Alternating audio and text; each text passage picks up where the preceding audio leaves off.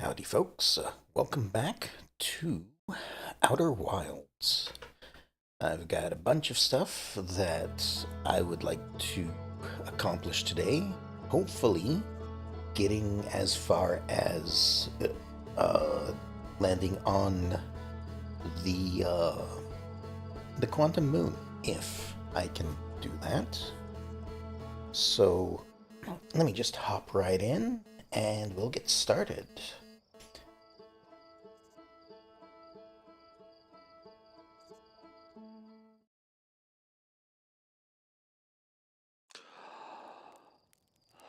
And of course, we'll start with the usual of remembering my key bindings. Looks good. Alright. So,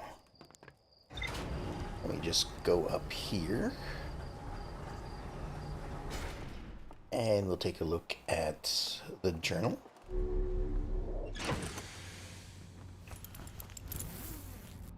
And we'll try to recall what all I want to do.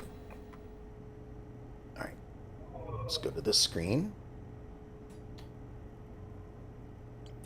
There we go. Trying to use the scroll wheel for zooming doesn't work. So, as I said, this is where I would like to get today, if possible. I don't know if I can, but, I would also like to get... Was it this one? No, that is actually on the moon. Okay, so the Quantum Shrine, the Quantum Moon, and I'm guessing the sixth location is probably where I'm trying to go. The Lake Bed Cave. It says that there's still more to it, but I thought I explored it fairly well. I'd like to maybe get to the high energy lab, which is in a canyon at Ember Twin's equator. Can only be accessed by a path from the Sunless City. Okay, I hope I can find that, but maybe not. The statue workshop for sure is something I want to do, and I might do that one first because I assume it's like you can see it through a grate on the surface, so I'm guessing you just have to dive under the water and swim in there. Probably not too difficult. Black Hole Forge I've been trying to get to occasionally, just couldn't find my way through last time I tried. Does look like there is more in the Sunless City. Probably the Black Hole Forge itself. No, that's in the Hanging City. The Sunless City is the one on Ember Twin. The shelter site I still need to find, so I need to go to Escape Pod 1, open up the escape door, and follow that path. Then the vessel is something I need to be looking for as well. Maybe I won't make it to the moon today. There's still quite a bit of information I need to find. The Southern Observatory, which is Brittle Hollow. Okay, we can't get to it from the surface. I know partly because, I go back and skim through my videos. So I know that early on when I went there, I spent like an entire episode uh, exploring Brittle Hollow. I know that there was a path, somewhat of a path. It looked like it was broken at the time. Maybe it's just intended to be that way. Um, just a path I looked at. I was like, oh, the black hole's gonna suck me in if I try to jump across it. Jumped across it just fine, and then turned around and went back.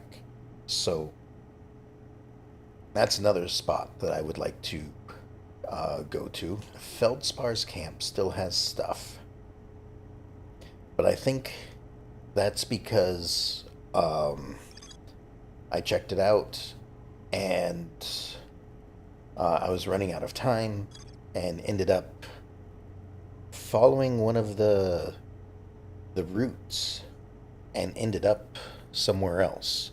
I can't remember where I ended up, but I ended up like on a different planet or something. The ocean current. Okay.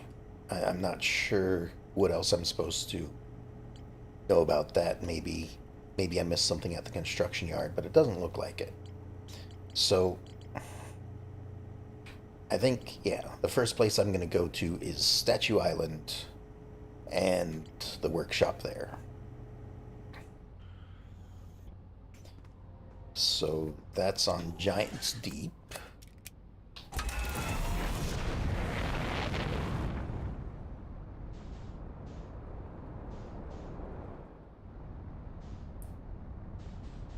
Which is this way, I think, somewhere. Nope, there's Brittle. There we are.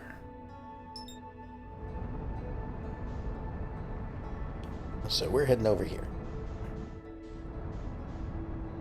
And I suppose I can go ahead and autopilot. I don't know why. I tend to just try to get to places on my own. Looks like the moon is already here. Just sitting there waiting for us. You guys had heard that we were wanting to come and visit.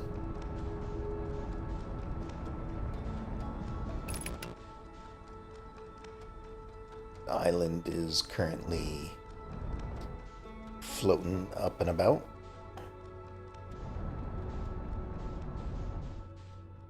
I gotta be careful. Alright, we are looking.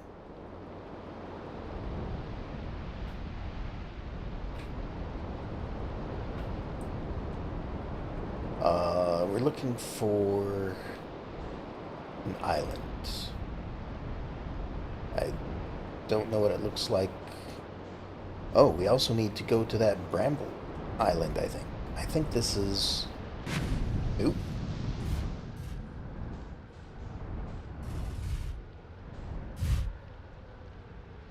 Land here. There's a storm nearby. I want to sit here until it passes. Just to be sure that I'm not going to get flung up into the air. Seems like we're okay for now.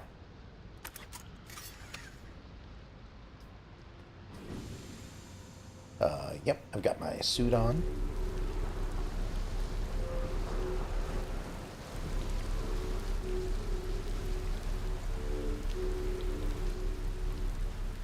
Alright. So... Oh. Hello. Just, another island just wandering past. That's the construction yard. Okay.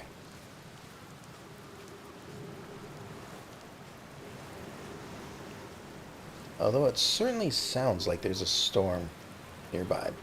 But I haven't been here in a while, so maybe that's just the generic storm sound. Alright, so I think if I go down here, it looks like, okay.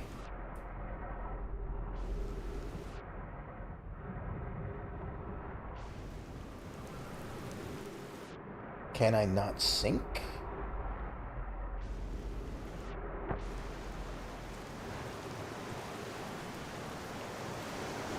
Maybe I have to jump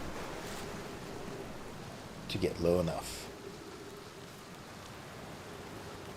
because I know that it's like the water pushes you to the surface or something like that. So might have to.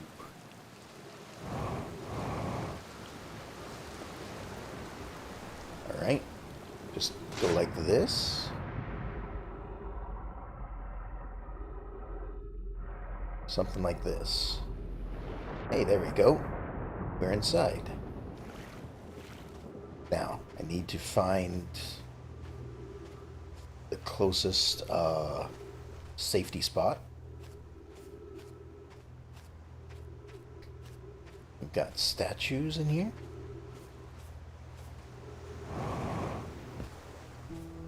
Alright, so there is a tornado spot here.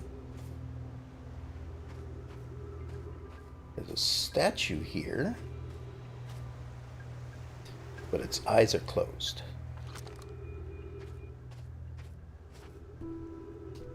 Okay, we've got... I'm guessing that's a Nomai. That looks like it's one of these statues. Not sure what that is. Oh, I might know what that is. One of the times,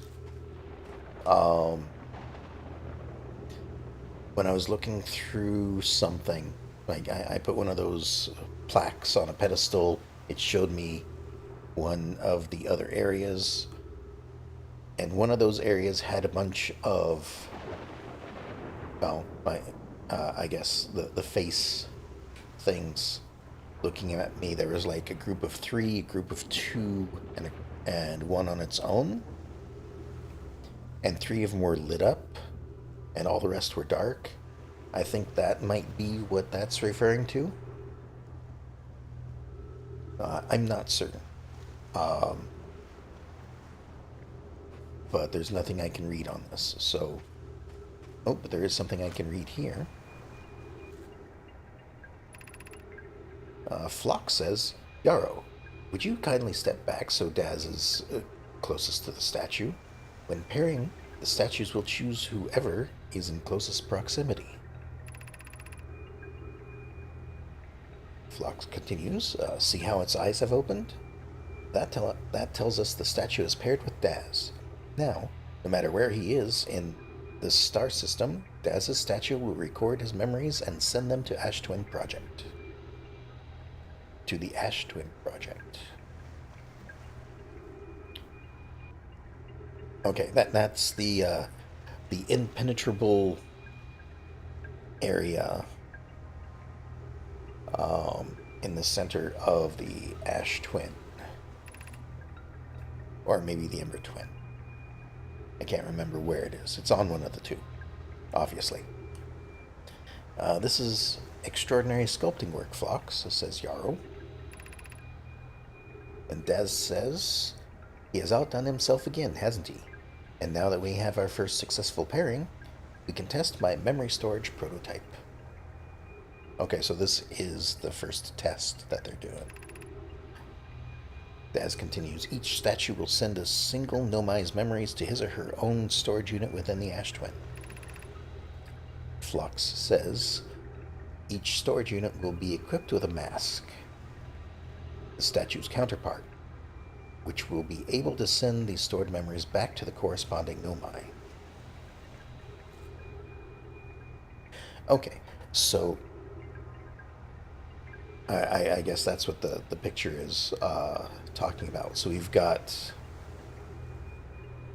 the statue, we've got a mask, and we've got the person, whether it's a Nomai or Hearthian, it seems.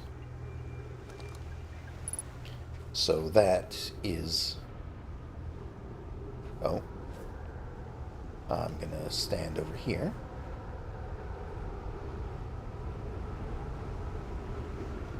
Because it sounds like I'm going to need to be safe for a minute. My ship is right over there. Should be good. I'm not seeing any trees in here, though.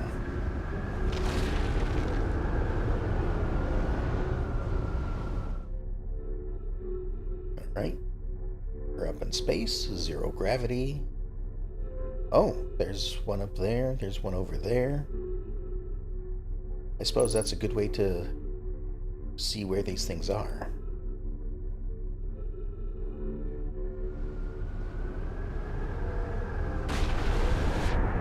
Back down again, but it is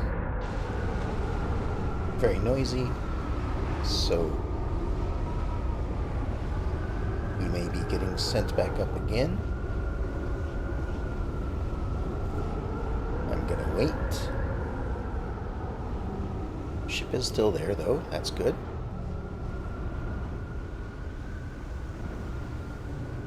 Getting low on oxygen though, so I need to find air soon.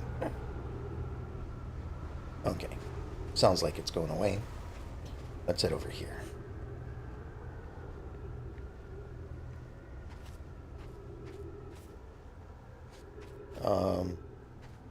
There are no trees in here though. Oh wait, what is this? There's a door over here.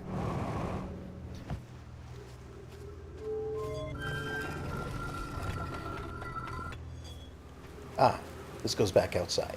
Got it. Actually, now that I've opened that up, let's go back to my ship for a moment, because my ship has oxygen.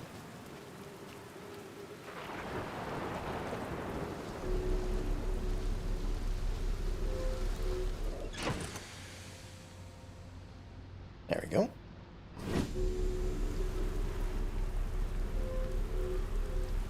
And now I can just head back and through the front door. Assuming I can jump across the gap, of course.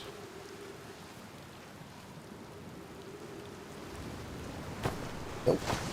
Okay.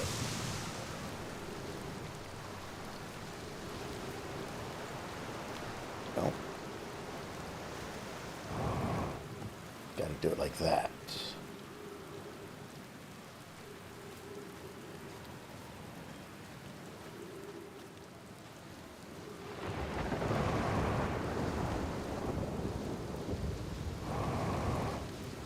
There we go. Alright. So back over here again. Looks like we have to work our way around. And actually, is there a way for me to get up there? Because it's double gravity.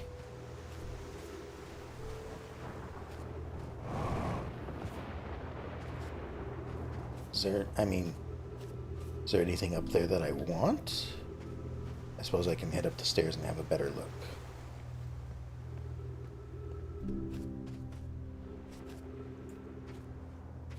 There is something up there.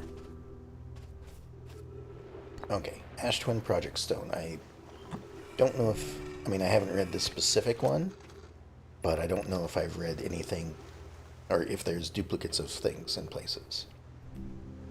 Alright, Raimi says, I've installed the masks inside the Ash Twin Project Phlox. They look beautiful, although I do feel as though I'm being observed. Raimi continues, it's comforting to know that the statues will not pair until the project succeeds. Otherwise, imagine the experience would be hard to endure. Okay, so... they won't, except for their prototype test, it looks like the statues won't pair until the project succeeds. So, sounds like the project did succeed because the statues are pairing. Phlox says ideally, they'll only need to activate once the project succeeds. As a safety measure, however, the statues will also activate in the event of equipment failure. Which I'm guessing is what happened now. Give me just a second here.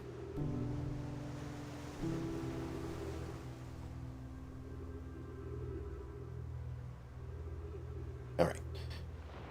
So, I'm guessing equipment failure happened after so many years or centuries or however long it's been. And so the statue decided to activate, which I might add didn't happen until after I had gotten the launch codes. Basically, between the time of entering the museum and needing to leave, something happened. Although I'm guessing it's not going to be as specific as that. I'm guessing it's just the events that happened at the beginning of the game is considered like the cannon exploding might be considered an equipment failure, considering it can no longer fire again until it's, in the next loop. So, um, you know, I suppose that's something I didn't consider. So, the cannon, as I've read in one of the other things, um, has fired basically 4 million times, effectively. And it shows that each one went out in a different direction. I didn't really think about this, but maybe the cannon is actually facing in a different direction every time. I had thought that I was just looking in a different direction, but maybe it was the cannon that was pointing differently. Hmm. Anyway, Raimi continues from. Okay, so they'll only activate in the event of equipment failure. They will? Why is that? Says Raimi. And Phlox replies, if anything goes wrong with the Ash Twin project, the statues and their masks will make us aware of the situation and enable us to fix it. Otherwise, it would be possible for us to remain permanently unaware of the problem.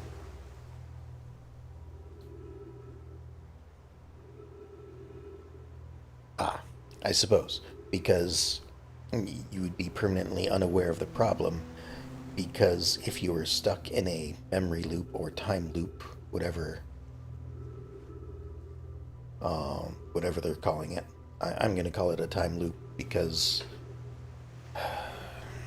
I don't know. Like, it's an interesting question. Like, if this kind of makes me think of Steins Gate, where is it time travel? Are you actually traveling through time, or like since the memories are being stored, like are you taking the memories, like say I'm going, just traveling as normal. Take an hour of my time. At the end of the hour, give the information that I've looked, like my memories from the end of the hour, back to me at the beginning of the hour. Um, would that be considered time travel? I don't know. Like, I want to say no, because you're not traveling through time. You're just. Hmm. I don't know. I think there's a nuance there that I would say no, it's not time travel. It's something different, but I don't know exactly how to word what I think is different. So like um your memories traveling through time is not the same as you physically traveling through time, I guess. Anyway, um I would, I don't know. That's something to think about another day. Let me continue here. Raimi replies, I hadn't thought of that. What a profoundly horrific fate that would be. Okay, so they're, they were they're just saying that Statues will activate if something bad happens, and it will let you know that they've activated. Probably through the effect of that the... Well, no.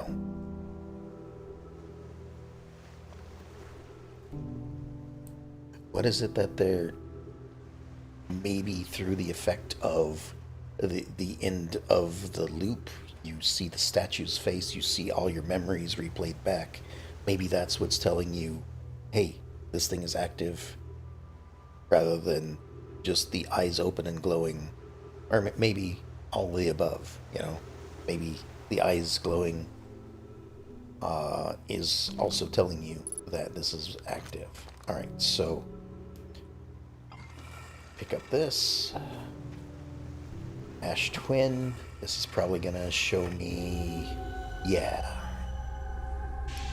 This room again. So there's a group... Oh, there's a group of 4. 1 and 2.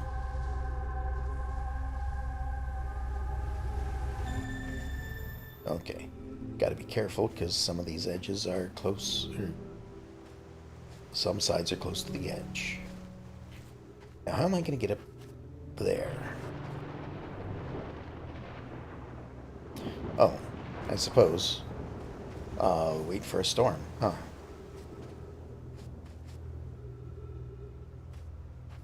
I assume... let me just... Nope. Sounds like a storm's approaching. Perfect. I was gonna say, let me go top up on oxygen, but no. The storm is here. My ship is still right over there. Should be good.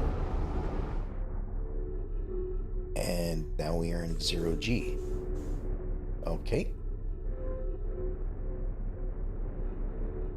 No, can I not?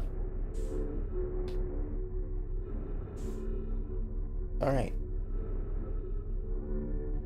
Can't move around. Maybe I should have been out there.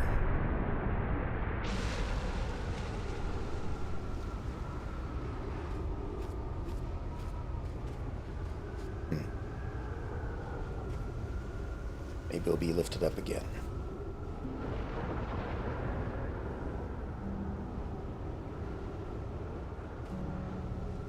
Yes? No? Maybe no. And I can still hear it.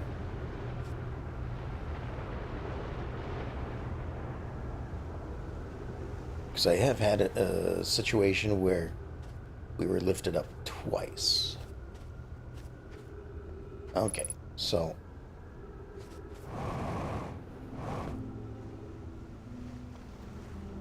But yeah, there is no way I can get up there. Let me just double check on this side. Because, again, we don't have much lift. Because it's 2 times gravity. So they were in the process of making more statues when everything went wrong.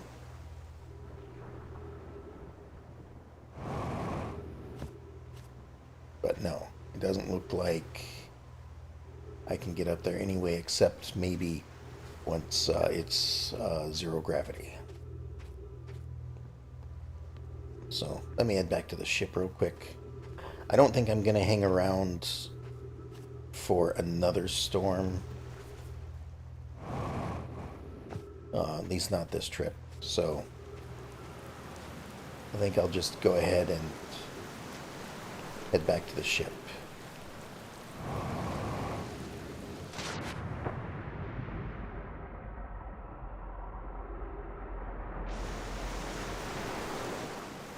And I'll go somewhere else.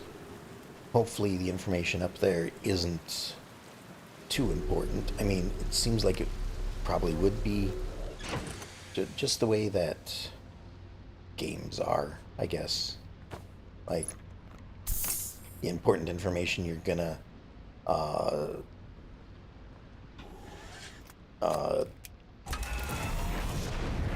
keep hidden a little bit, I guess. Alright, what can I do with this now?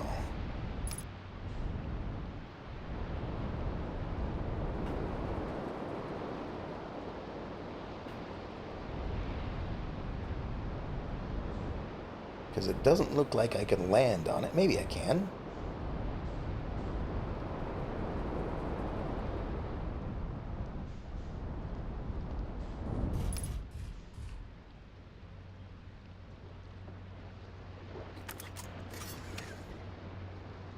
Alright.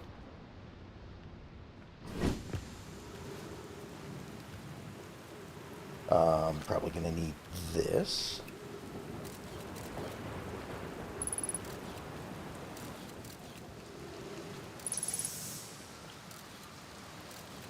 Alright, so that's a bad way to go. This is...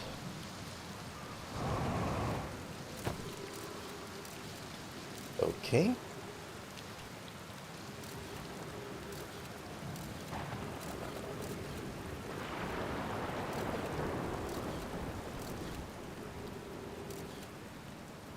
Well, haven't I been here before?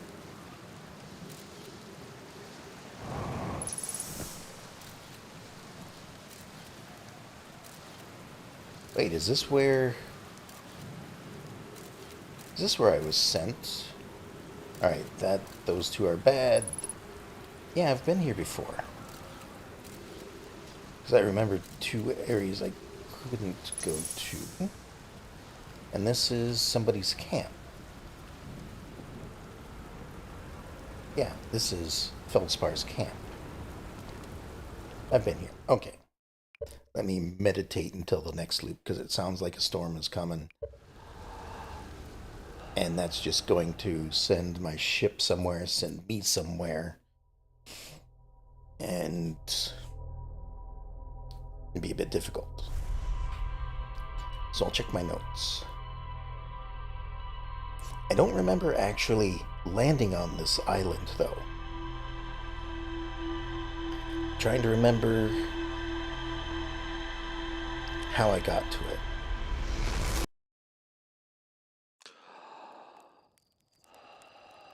Okay, so the cannon is shooting off to the left. Yeah, I think it's pointing a different direction every time, because previously it shot off to the right.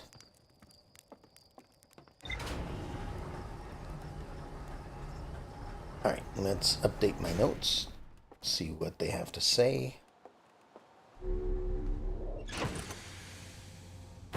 Put my suit on before I forget. Alright, statue workshop, and connects directly to the Ash Twin project.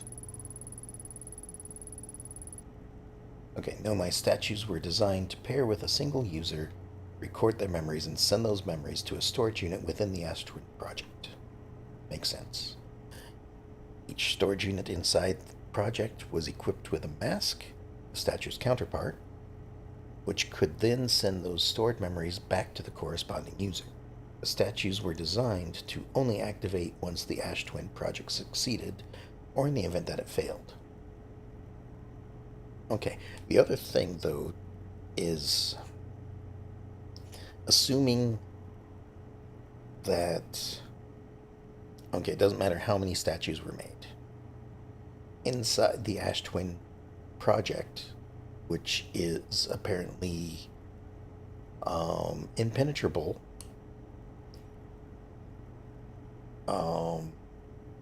are the masks. There are 7 masks, so it makes me think that they only were able to make 7 before things bad happened, or before bad things happened. But 3 of them are currently active. One of them is me. One of them is Gabo, I think, or another Hearthian, the one on Giant's Deep. And then there's a third one active. Don't know who it is. I'm going to assume that it's probably a Nomai, just because having a third Hearthian with these memories doesn't really make sense, unless, of course, they're like the one that decided. Like we find out that the person that initially thought of forming the Outer Wild Ventures um, did this because they realized they're in a time loop, but a much longer one, I guess. Because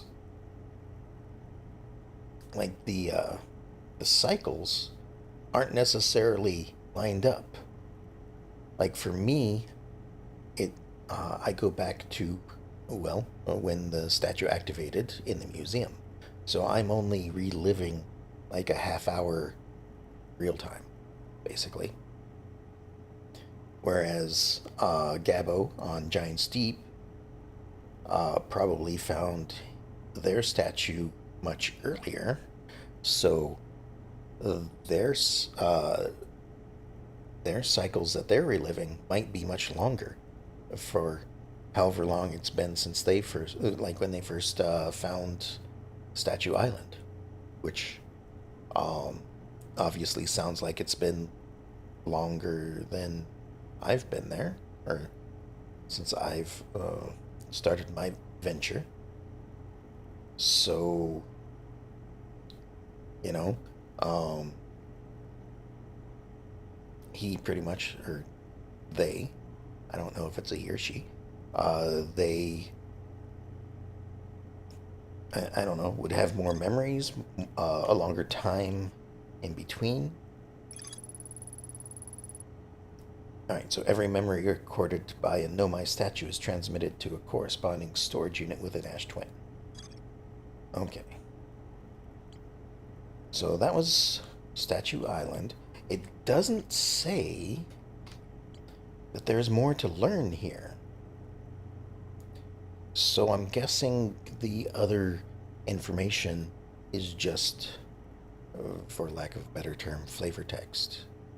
You know, just a little bit of a look into the daily life of the Nomai. So I'm going to say that that's done for now. Maybe there's something that I'm missing there. Uh, Once I'm done with the main game, maybe in between sessions, I'll go back and spend the time to find all the things that I missed. Um, because it sounds like uh, there's a specific instance that I have to do to start the expansion stuff, which I was told in an earlier episode that I should avoid this specific thing because I had said I was going to go find it. Someone in chat said, no, that's how you start the DLC, which happens after all the events in the game. So maybe I will. Uh, I'm not saying it's going to be between this week and next week, uh, but between when I finish the main game and possibly, depending on when that happens, start up the expansion or the DLC. I will try to find everything. So, next thing, the high energy lab, I suppose. Let's take a look. So, the high energy lab in the canyon at Ember Twin's equator can only be accessed by a path from the Sunless City. Um, I think I'm going to leave that one for a little bit later. The Ash Twin Towers. Looks like there's more to these. And the Sunless City. I think the next thing I'm going to try to get to, if I can find it. Okay, so this from a path from the Sunless City might only be accessed from the shelter site. I don't know. Subsurface energy views. Oh, right, that's the, on the interloper. Right, I only have a little bit of this information because I was on the interloper. I was waiting for it to get closer to the sun. And we passed by Giant's Deep, and gravity from Giant's Deep just sucked us off the interloper. So I have to be careful about that in the future. What am I looking for? I'm looking for the Southern Observatory. It's over here. That's on Brittle Hollow. Okay. I think the Southern Observatory is what I'm going to try to go to next. Because, as I mentioned, I think that there is a path on Brittle Hollow that I just never...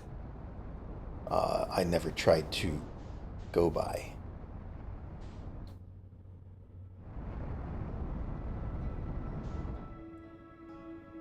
Alright, so Brittle Hollow's this way.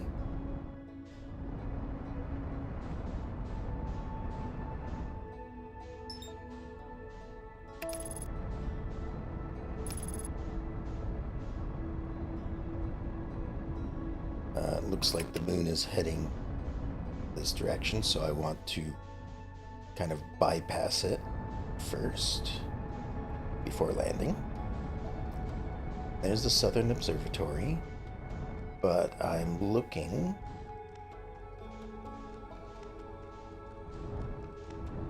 for the entrance that I usually go to. The Tower of Quantum Knowledge, I believe.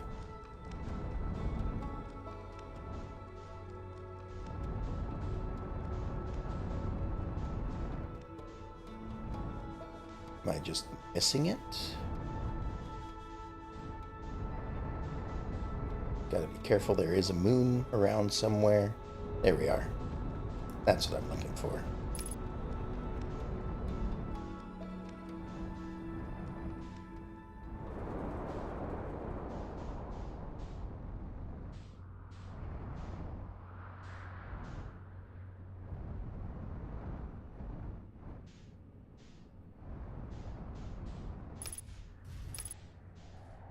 Alright.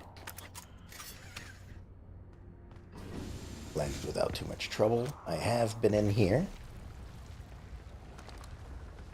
so we're all good there. Alright.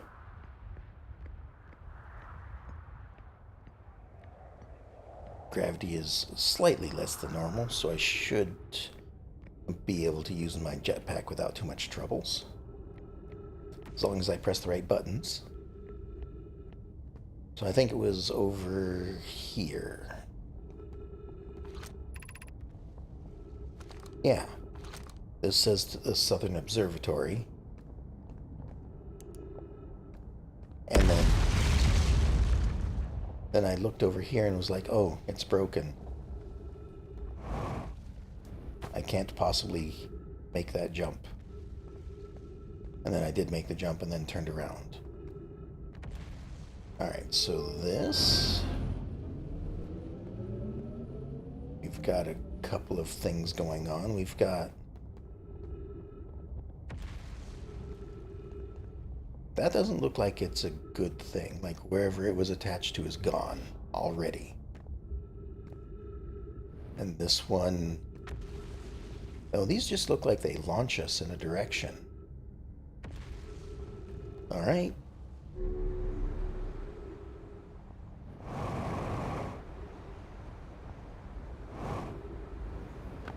Alright.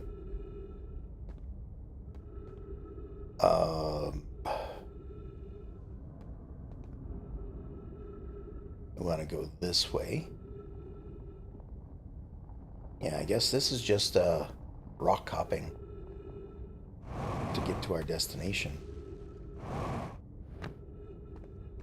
Interesting.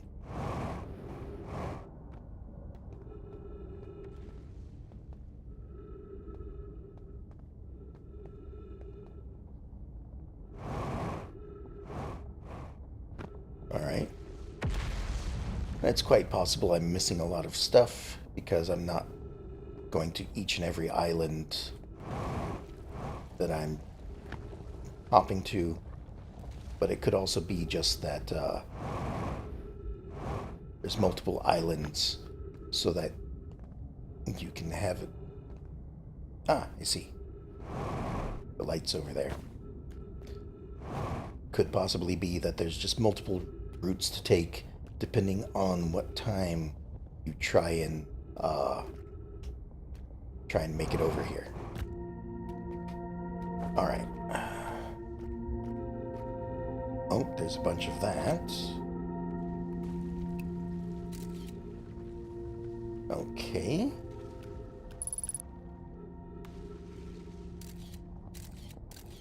Interesting. They must want me to jump across and then jump back. Like so. I've never viewed it from this angle before. That's kind of cool.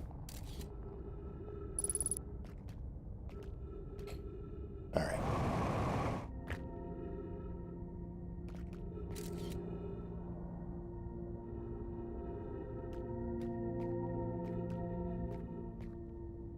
And there's trees. Put that away.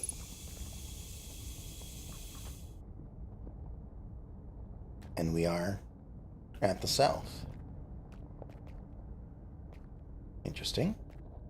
There's a building right there.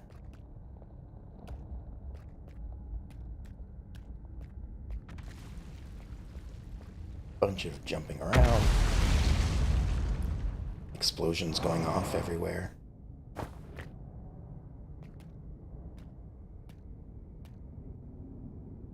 I'm guessing I'm going up there this time.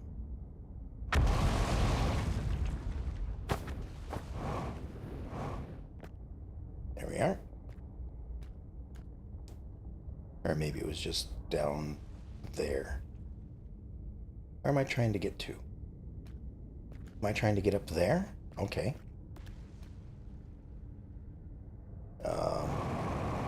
Like this, maybe?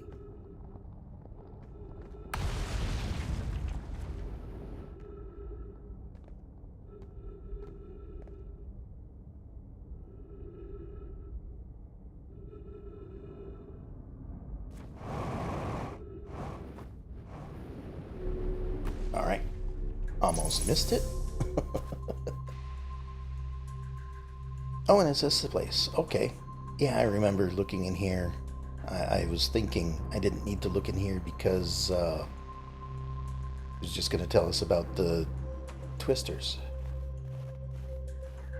We've got a door over here, which probably just leads back outside. Yeah. That's Gabbo's recording saying that he looked around and he can't get inside because the door is broken. So, I don't know if that's supposed to be music, but just a humming in the background. We've got two twisters here. Hopefully they're not too loud.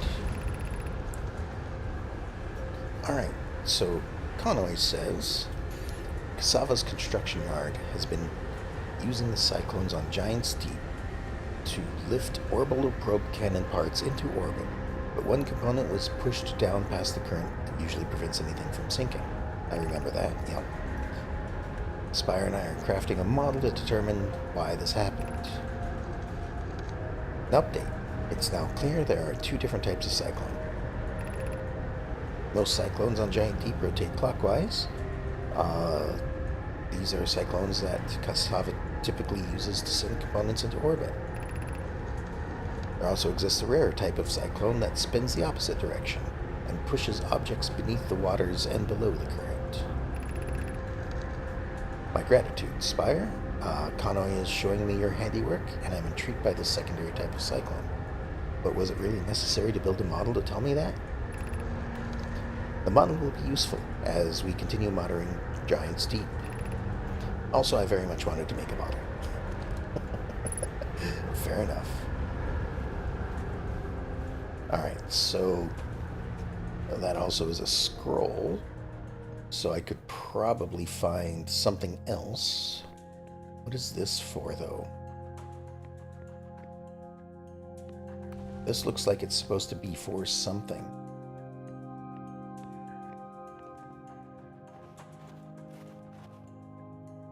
But I'm also not seeing any scrolls anywhere.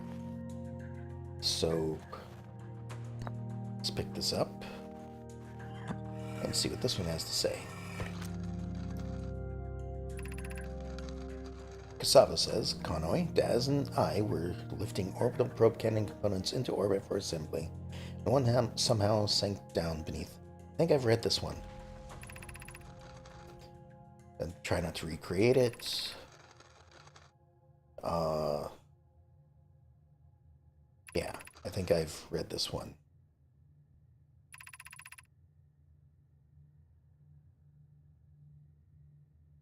There are 2 trailheads, yeah.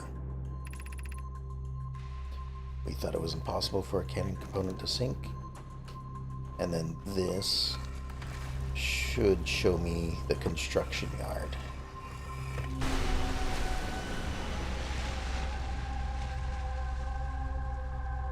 As it has currently landed. Yeah. Okay. But there is this.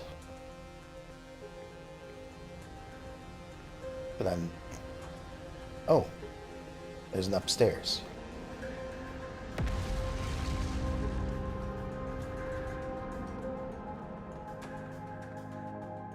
Okay. And that's probably what all these little power nodes are for. Apparently it was cold inside here, as things are made of ice. Right, we're above the storms down below. Got it. Alright, Connoy says, how should our methods change as we continue our search for the Eye of the Universe? We know what the Eye looks like thanks to the quantum moon. So what if we try to find the Eye visually instead? Let's send out a probe. Okay, so the quantum moon was something that they were able to do before they tried to find the Eye. At least that's what it sounds like. Mallow's idea is clever, but we have no idea where the Eye is in relation to here. The probability of launching a probe in the correct direction would be absurdly small. I believe I have a solution for that problem. Have you spoken with Raimi and Pi about the technology they're developing? We need to build a probe launching mechanism to cover these long distances quickly. A cannon in orbit around a celestial body would circumvent the need to escape gravity's pull. Giant's Deep would be a good choice. It's furthest from the sun, so it would provide the best angles for launch. And it's moonless, except when the quantum moon is visiting. Yes, let's build a cannon in orbit around Giant's Deep. Then, in response to the original, how should our methods change as we continue our search? Privet says, as we couldn't find the Eye's signal using 2 different devices built for this exact purpose, we should discontinue this search method. Okay, so he was a little bit against it.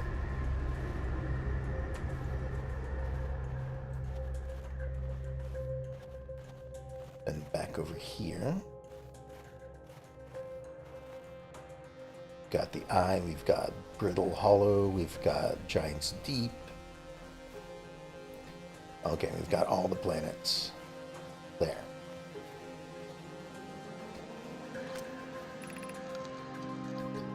Connoy says, what have we learned thus far in our search for the Eye of the Universe? Mallow replies, based on our knowledge of the quantum moon, we believe the Eye is in orbit around the star system's sun. This would mean the Eye is located within a finite albeit enormous range.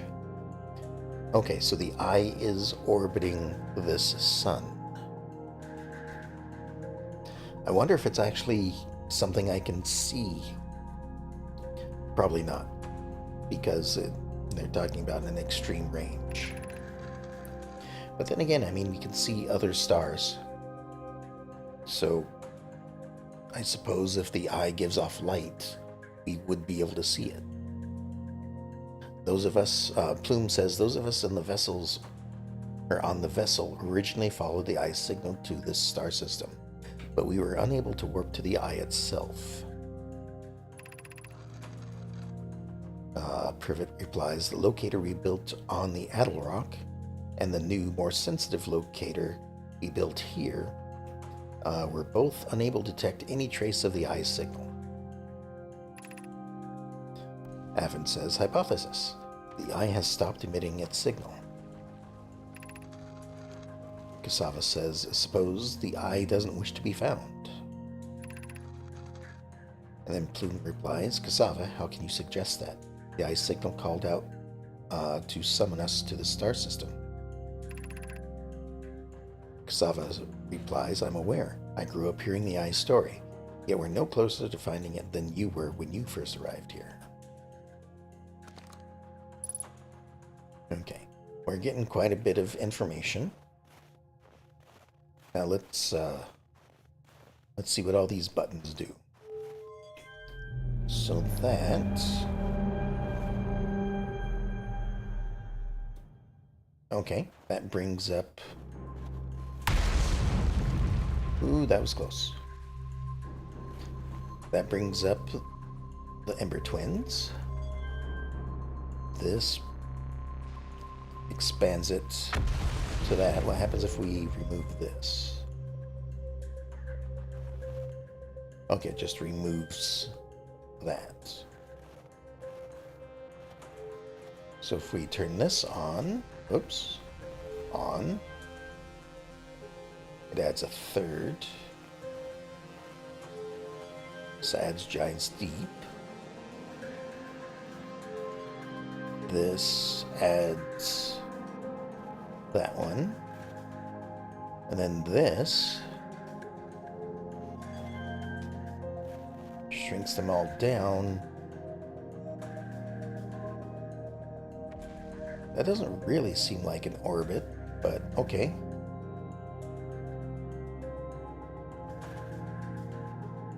Oh, there's something to read. Error. Unable to determine orbit, no signal detected matching any known criteria for the eye of the universe. Okay, so this seems like they were their third attempt at trying to find the eye of the universe. So they're narrowing it down. Apparently they have obtained information from the Quantum Moon, which then gave them what they needed to know to build the cannon and start trying to find the eye that way. So they're getting fairly close to the end of this loop. So I think going to meditate until next loop, head back into my ship and check all the notes that I've just learned from this place.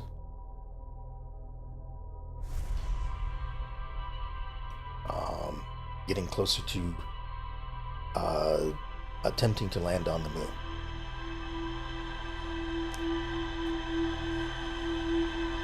Alright. Sorry, just needed to get a drink there. Okay. Yeah, the cannon is definitely facing a different direction every single loop. Now that I've... Oop. Now that I've been made aware of the fact that that it basically launches a new probe every cycle in a different direction, I I am now paying attention to the fact that it is pointing in a different direction every single time, which I think is great. At first, I thought I was just, if I went to sleep or if I was facing this direction on one loop, that's the direction that I'd be facing when it started up. If I was facing this direction, I'd be looking at it like this. But no, it is actually going in different directions. So let's take a look here. All right, Tornado Simulator and the Southern Outpost or Observatory. All right, I knew this pretty easily. So the Southern Observatory, the new, more sensitive locator the Nomai built in this observatory, was unable to detect any trace of the eye signal. So again, their third attempt, still no use. Based on their knowledge of the quantum moon, they believed the eye was in a distant orbit around the sun. The Nomai decided to stop searching for the eye's signal and instead look for it visually by sending out a deep space probe. There were concerns that the probability of launching a probe in the correct direction would be absurdly small. Okay. So,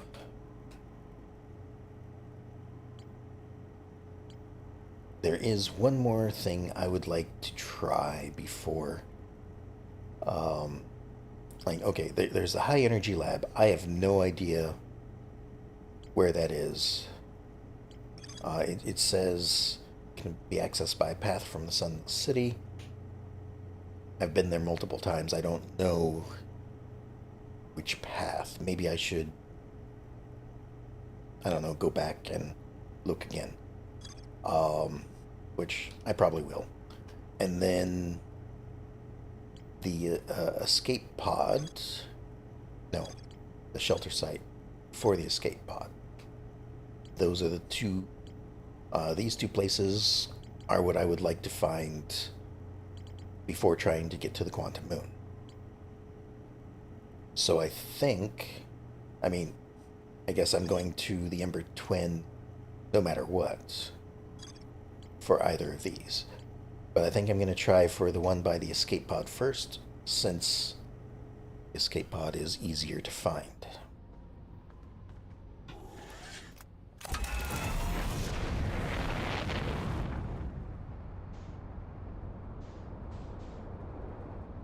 So here we go, off this way. Don't hit the moon as we go by it. That'd be wonderful. It looks like it did actually select the Ember Twin. There is also that thing around the sun that I haven't been able to get to. And there's the escape pod right there.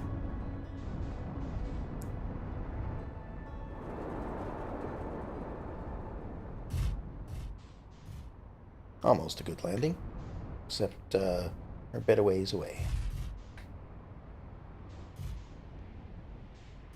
Oh wait, no, that's the Ash Twin. I was like, wow, the moon is very close on these planets.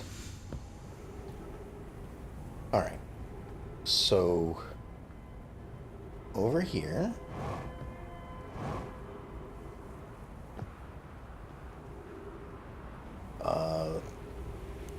I do have a flashlight. I should remember that. Over here, the escape pod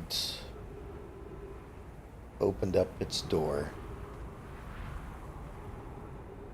No? Oh, it's probably underneath.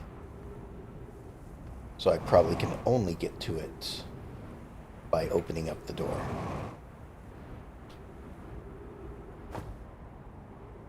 Alright.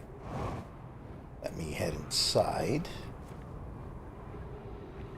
Alright, gravity is 0.6, so I should be somewhat okay. And also, just as a reminder, this was Escape Pod 2. Yep. collision imminent. Inhospitable. Search for shelter.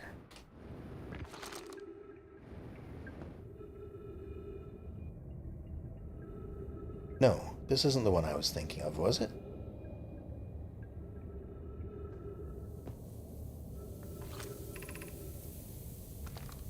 No, the one I was thinking of was on Brittle Hollow. I'm on the wrong planet. Yep.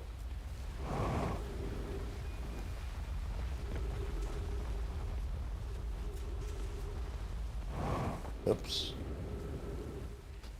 I'm just making all the mistakes. There we go.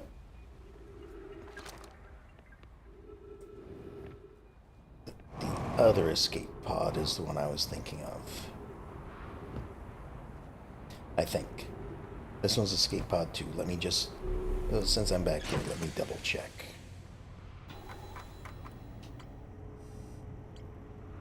Yeah, the one I'm thinking of is escape pod 1, which is on Brittle Hollow. I don't know why I was... Well, I mean, okay, they've got the Sunless City and the Hanging City, like, right next to each other. I was getting my information confused. So, might be a little late at this point.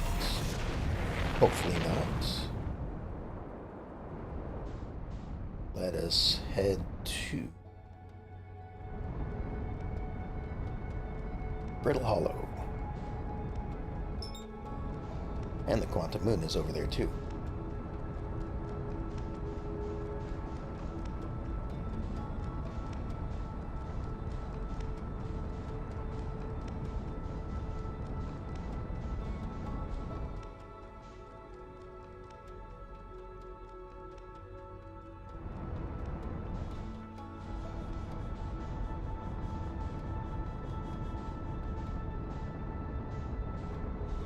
Okay, so somewhere is the escape pod over here.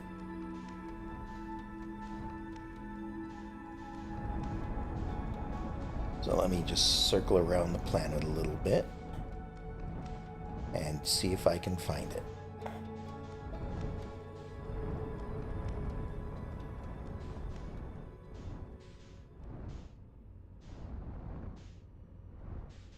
There it is, right up there.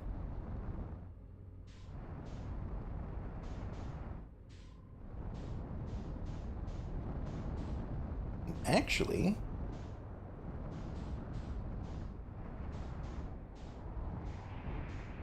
I could probably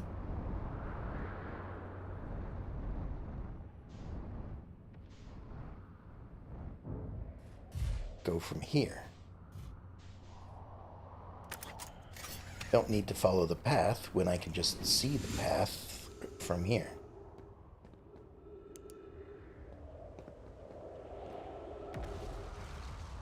Because it looks like it's right down there. And I know that these things break because when I opened the door, it hit one of them and broke it.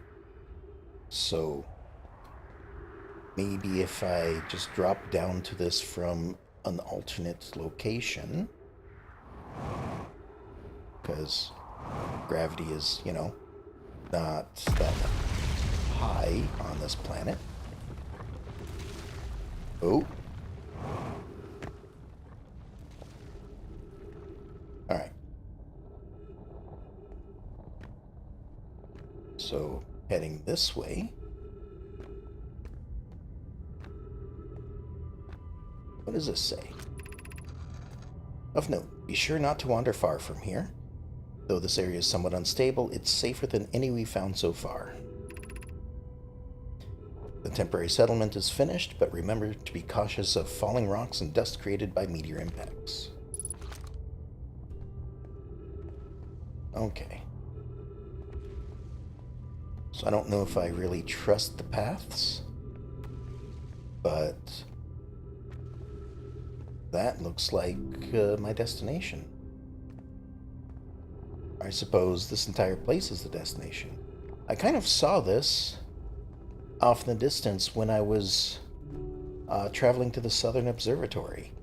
I saw all these bridges and things. Um, but okay. Let's have a look around.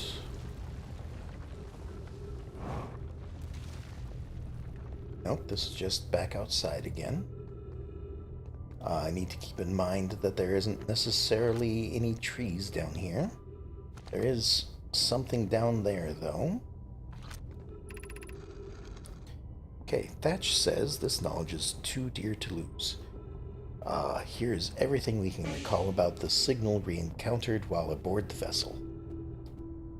Right, so now we're seeing when they initially crash landed in the escape pods. The vessel, I believe, is somewhere in the Bramble, Dark Bramble. Felix says the signal looked like an eye, round with a circle at the center, much like a pupil. Suppose the signal was looking for something. Felix also says the signal was older than the universe itself. This is the most significant detail. Plume replies, no Nomai clan has ever encountered anything like it. How can anything in this universe be older than the universe itself? Thatch replies, imagine what rare and profound knowledge it might offer. We must find the eye of the universe. Right, because the reason why they're here in the first place is they got the signal from the eye. Oh. There we go. And that's why they're here.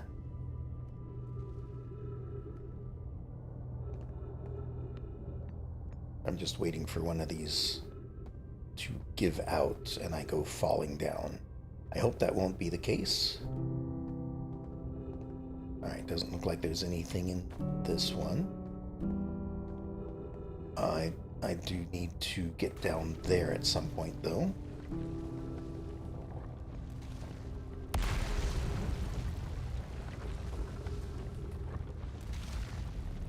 And this is where I came in. Okay.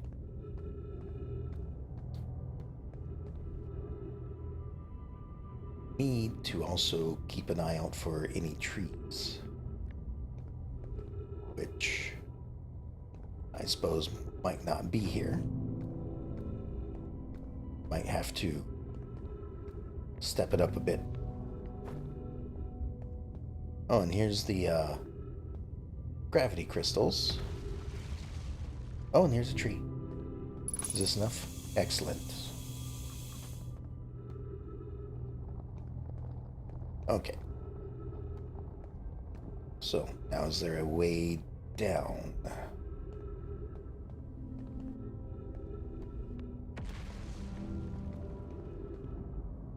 Kind of. Maybe. Let's head this way.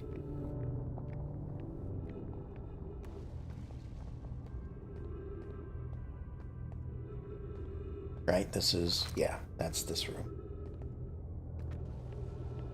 So further down, it looks like I can probably drop down here. And there's some writing. Thatch says, is the hardest part of this tragedy not knowing who may have lost, or who we may have lost? Or will the hardest part come later when we learn? Be well, Aunt Melore.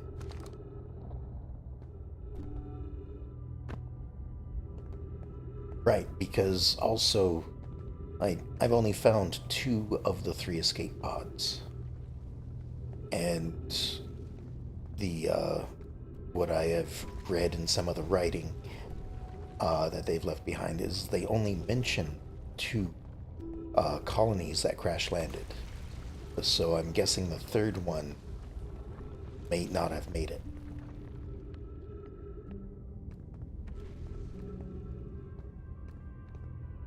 Alright, so over here, doesn't look like there's anything.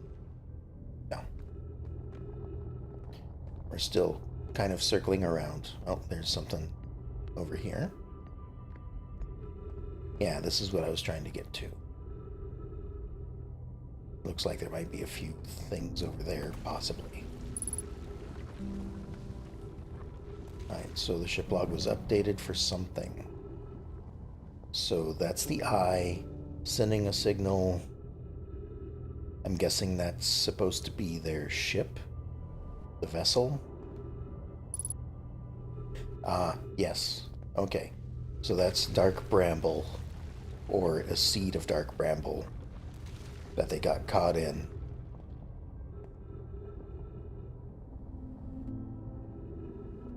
That's the twins. The Ember and Ash twins. This is... well, I can only assume another planet.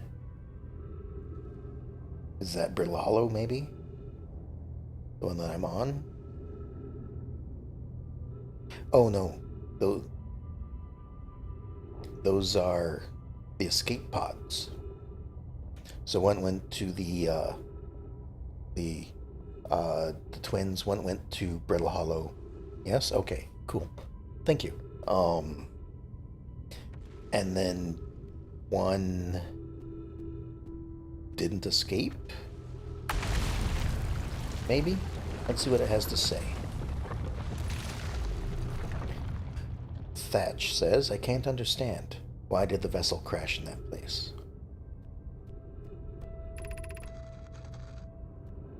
We warped to follow that curious signal from the eye of the universe. Sorry. Where we arrived was wrong. It wasn't where we tried to go. Thatch says, suppose it wasn't a problem with the vessel, but with our destination. Felix replies, I'm afraid for our friends in Escape Pod 3. Yeah, because I haven't found Escape Pod 3 yet. Plume says, was the vessel unwell in some way? Felix says, no. Anona and I checked before the warp, and the warp core navigation system, the warp core and navigation system were both well. Okay. So, they were following a signal to the eye. The Dark Bramble, or what eventually became the Dark Bramble, I guess, could possibly be, caught them. Or they just arrived in the wrong place at the wrong time, you know? Grew around them, entrapping them. They sent off their 3 escape pods, and one of them either didn't make it out of the bramble. That sounds like,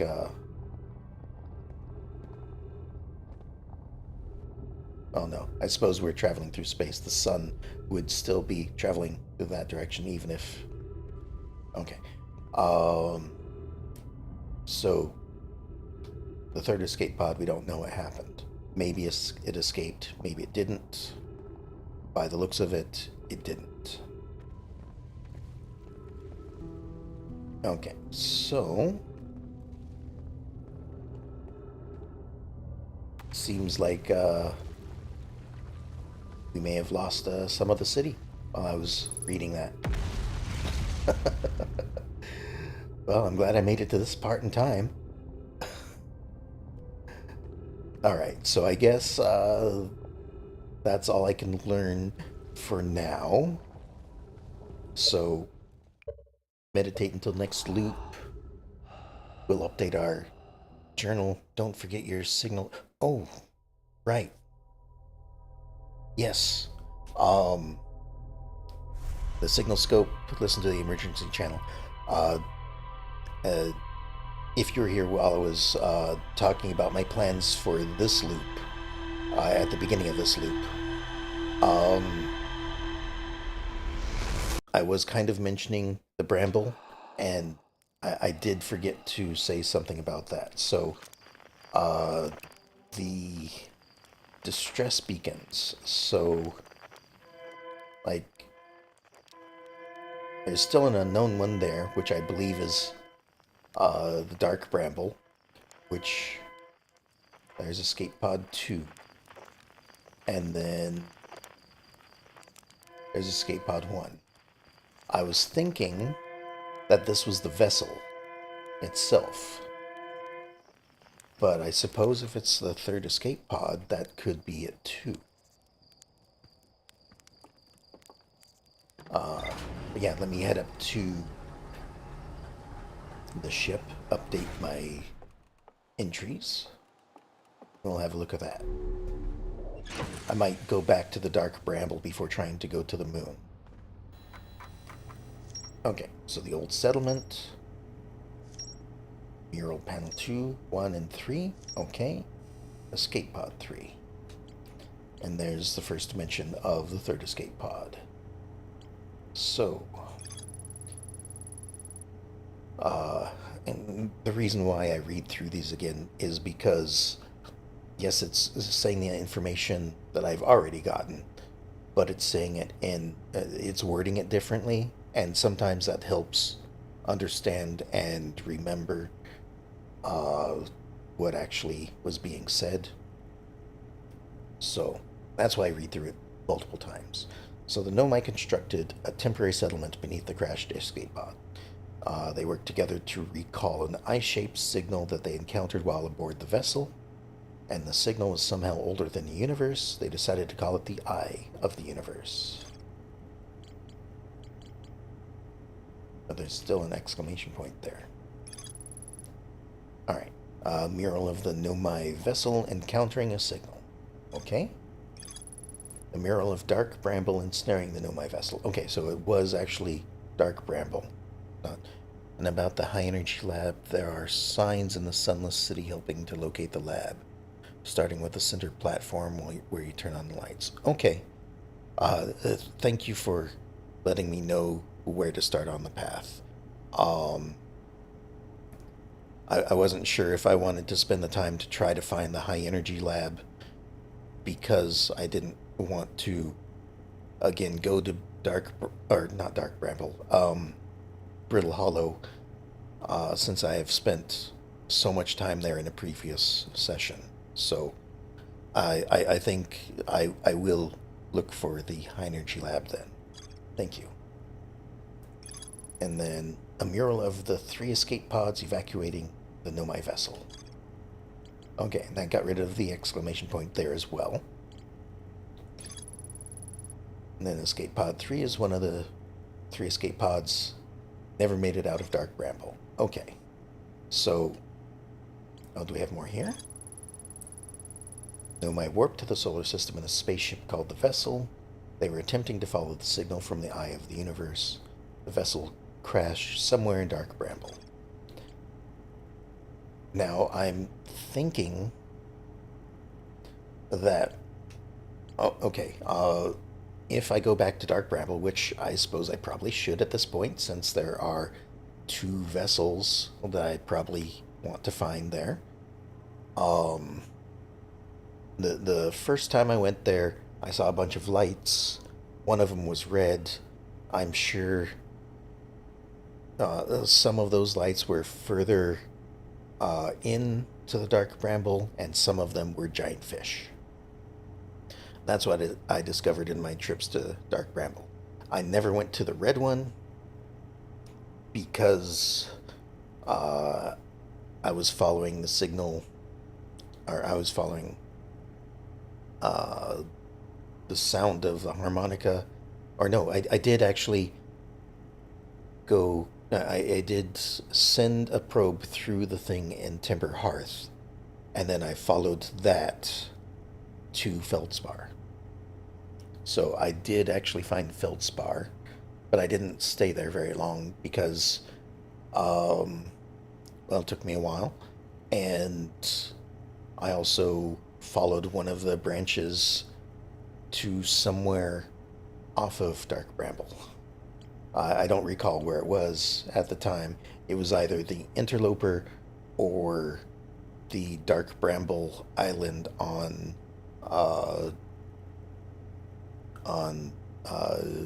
Giant's Deep. So I probably should try to follow the signal to see if it brings me to the escape pod or the vessel. But since you told me about the where to start on the path, I think I will try to make it to the Eye Energy Lab first. So, and then there's always the Black Hole Forge, which I tried to get to. I couldn't get to it in time, and I tried a second time and just got lost. So, I might try that as well. All right, so we'll go to the Ember Twin this time. Make sure I suit up. Apparently I forgot to do it when I entered the vessel. Or entered the ship. I should not call it the vessel. That'd just make things confusing. Alright.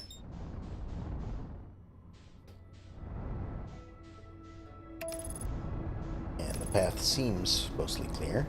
Again, there's another destination I would eventually like to go, or attempt to go, is that little thing orbiting the sun.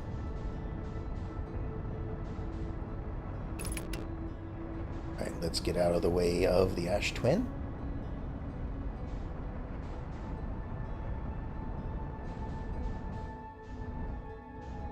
Alright. So back to this escape pod.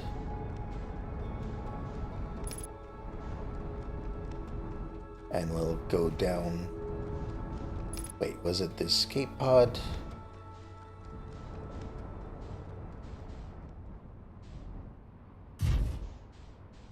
No, the escape pod is where the initial one is. The initial path that you followed to get there. The other one I want is here. Yeah, in this pile of rocks.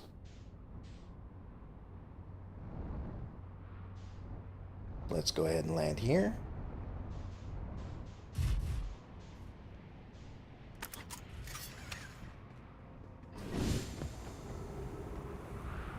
And we'll head down here.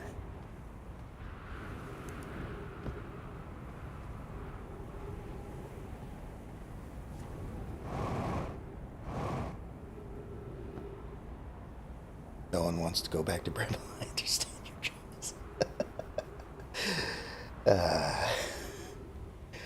I spent a lot of time on going in there. Like I don't know if it was quite a jump scare. I knew it was going to happen because I made a bunch of noise next to a fish. It was just right in my ear the very first time as it turned to face me and gobbled me up. So that was really loud that first time.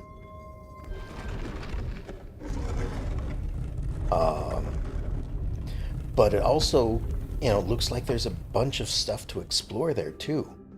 Like if every point of light is either a fish or another destination, there's probably, just a bunch of stuff hidden. I just dropped down here. Okay. We're going this way. Hidden in dark bramble that I just haven't discovered yet. I kind of wish that there was a percent completion type thing, so I could see like how much I've found and how much I've missed. All right, so done the anglerfish, stepping stones, high energy lab. Okay, and that's like way down there. Whoop. Maybe that's why I didn't do that, is because I didn't have enough time. Alright. Get oxygen. Let's just go ahead and head down here, because it looks like it's all the way down there.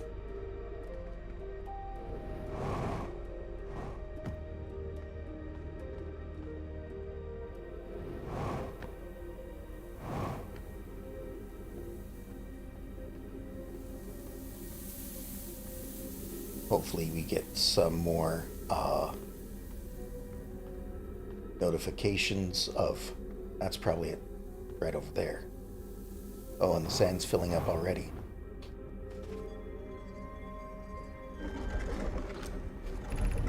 High energy lab. All right.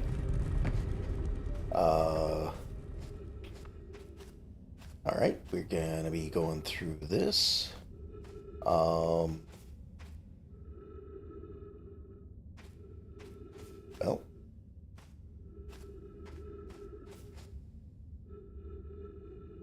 all right. Hopefully this is the intended solution, as you have to go through this quickly. I'm guessing I am following these cords.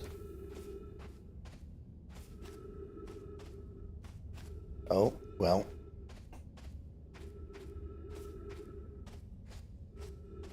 Okay. Nope, not that way. Okay. All right. Well.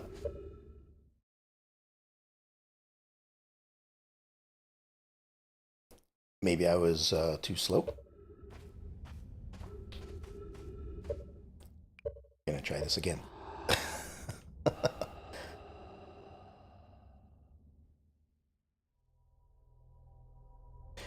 This definitely looks like it is something I have to do either really fast or I just took the wrong turn. But now I kind of have an idea of where to go, so it might take a try or two.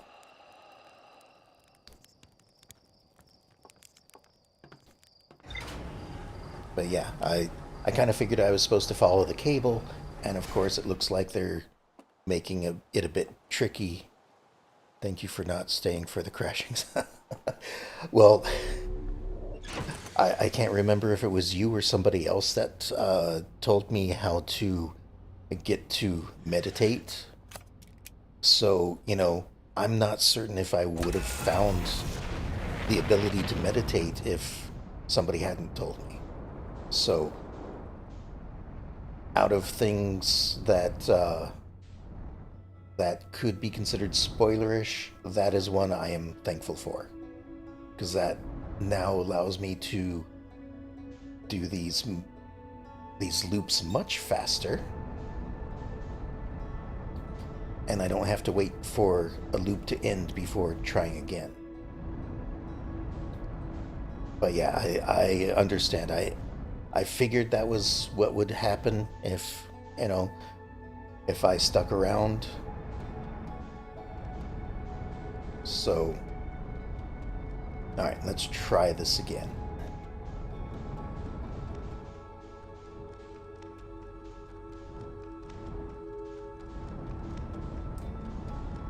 All right, so looking for the cannon.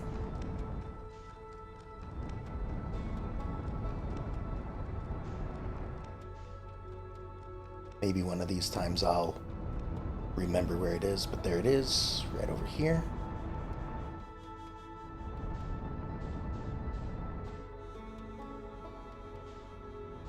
And actually, I can probably just... Oop. Well, there's the first time I've broken my ship on landing.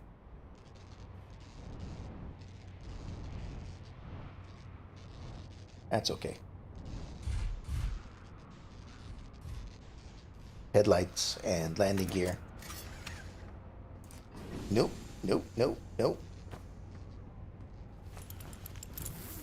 There we go. Trying to do this in a hurry makes me forget things.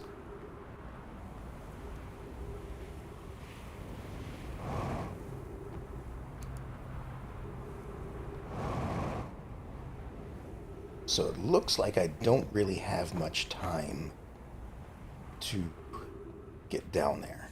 But it also seems like I have to wait for certain things to happen Like, the sand has to fill up enough for me to go to a certain point. So, I may have just went the wrong direction. I don't know. Don't know the place well enough when it's dark. So, I'm gonna have to turn on the lights down there. However, I am getting more confident in using the jetpack here.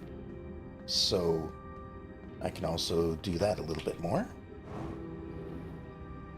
Alright. That's the only light we need. And it's down there, I guess. Let's not do the entire fall right away. There we go. It's over here. And we'll follow the cable. Doing fine. The time window is really okay. And I kind of expected something like that from this game, you know, just because of the time loop. I know that there's some things that I can only get to, like this. I don't think I can get past this until the time arrives, because there's all the plants over there and the sand's filling up. So, hello and welcome. We're trying to get to the high energy lab, if that helps. So I may be doing a few things rather quickly, more quickly than I'm used to. How am I doing? Well, I think I'm doing good. That remains to be seen. We'll see if we can get to the high energy lab. And once I get back to the ship, I can definitely check the notes so you can see what I have done so far. I am getting very close to going to the plans for the weekend. No, actually. Well, Sunday I do. Sunday is when I start my week of streaming. So I guess Friday and Saturday is my weekend. As for plans, those are my days off. So probably sit around out. All right, went too soon.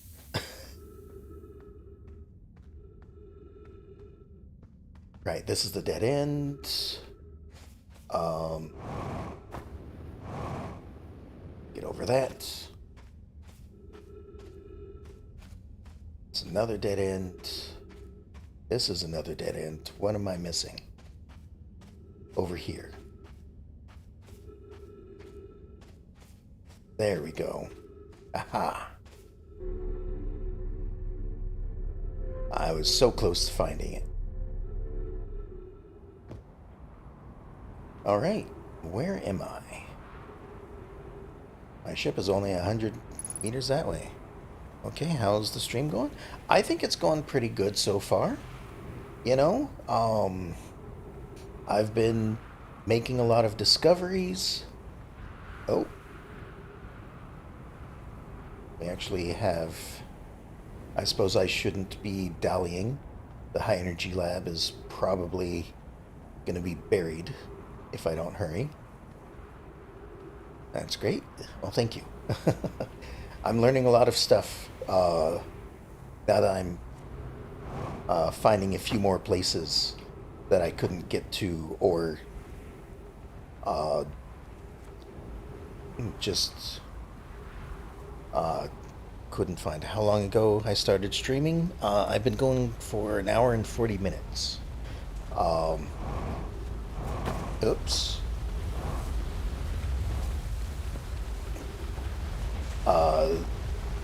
My streams for this game usually last around 3 hours.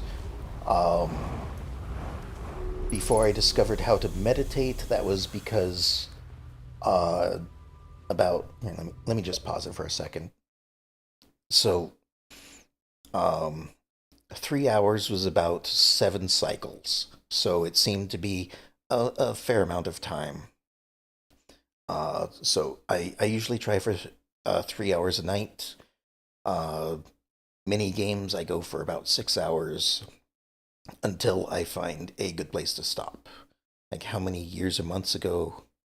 Oh, I started streaming in February, although um, that was mainly on YouTube. Um, I started streaming here on Twitch. Um, I think 2.5 months ago at this point. I started at the beginning of June, I believe. Yeah, February of 23, I started streaming to YouTube. And since June, I've been streaming to both. So I'm fairly new at this. All right, so it looks like we're back to the surface. I mean, I suppose the high energy lab is a safer place. So, oh, it's actually underneath one of these things. Got it. All right, so what are we looking at? This looks.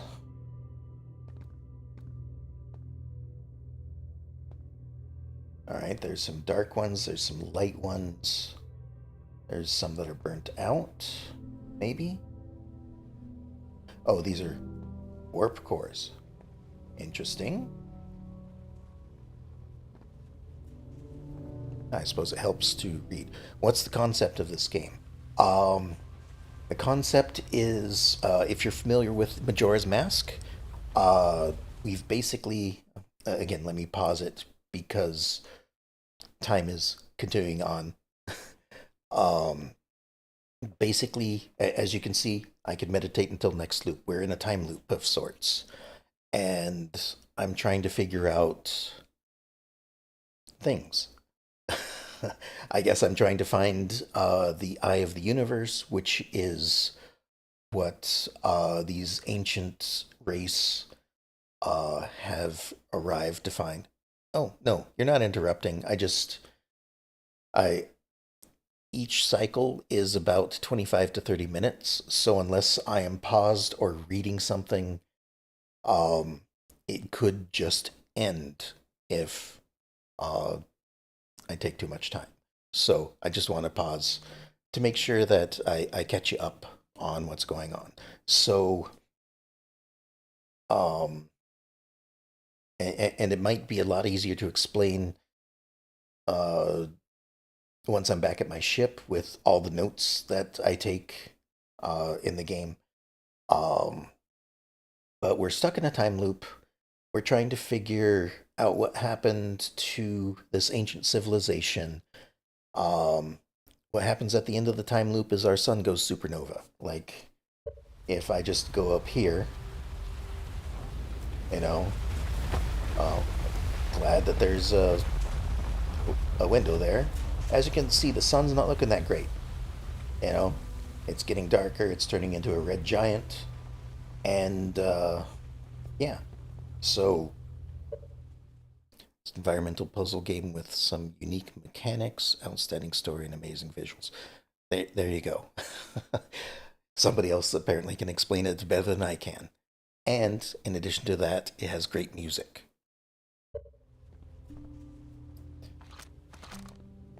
So right now we're just going through loops, finding out a little bit more every single time.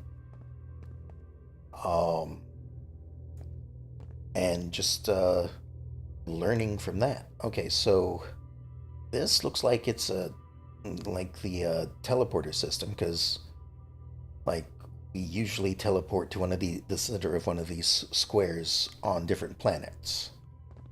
Or I should I say I've seen these on different planets. I've only used the one on um, the planet that falls apart. My brain has gone blank for a moment. Um, this looks like it's a power switch, but without all the warp cores. I'm observant. This is good. What experience did you gain from this time period? Um, well, when I get back to the ship, I will tell you. Uh, okay, so power switch, I don't know if I want to turn that on without the cores. I can remove cores, but let's read what people have to. Oh, there's another power thing on the floor. So that looks like it probably goes to that as well. So we're dealing with a multi-stage power transfer of some sort, perhaps? All right, let's see what they have to say here. Pi says, records show Nomai arriving at the warp receiver on Brittle Hollow. Uh, arriving at the warp. Sorry, let me try this again. Records show Nomai arriving at the warp receiver on Brittle Hollow very slightly before departing the Whitehall station.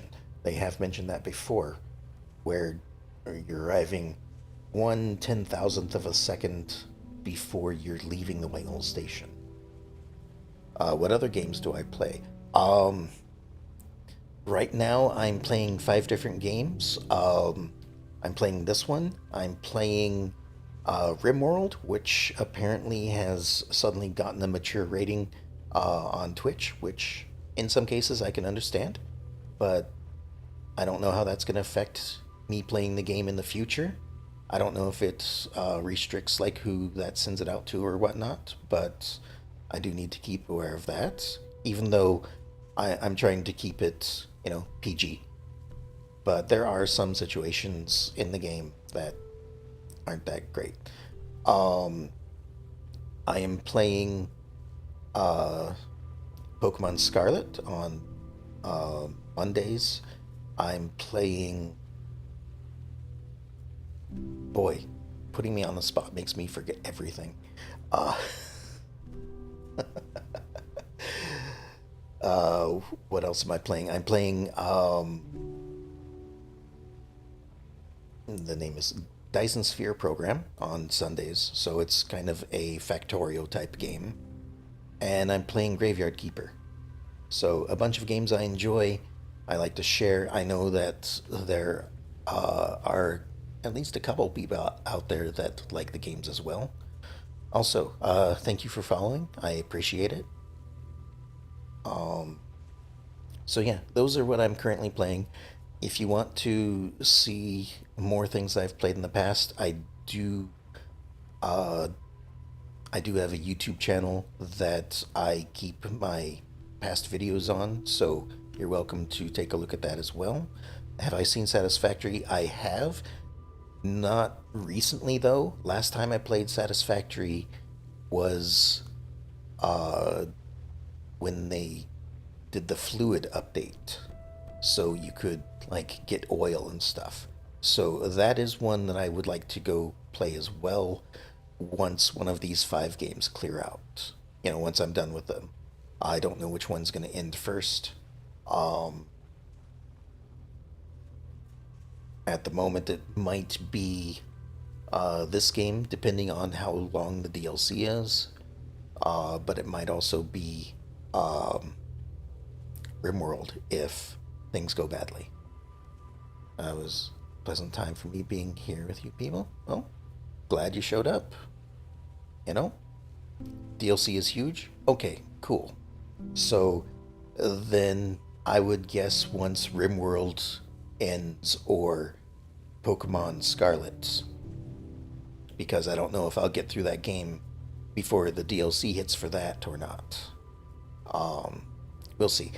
But, you know, Satisfactory, I definitely would like to play.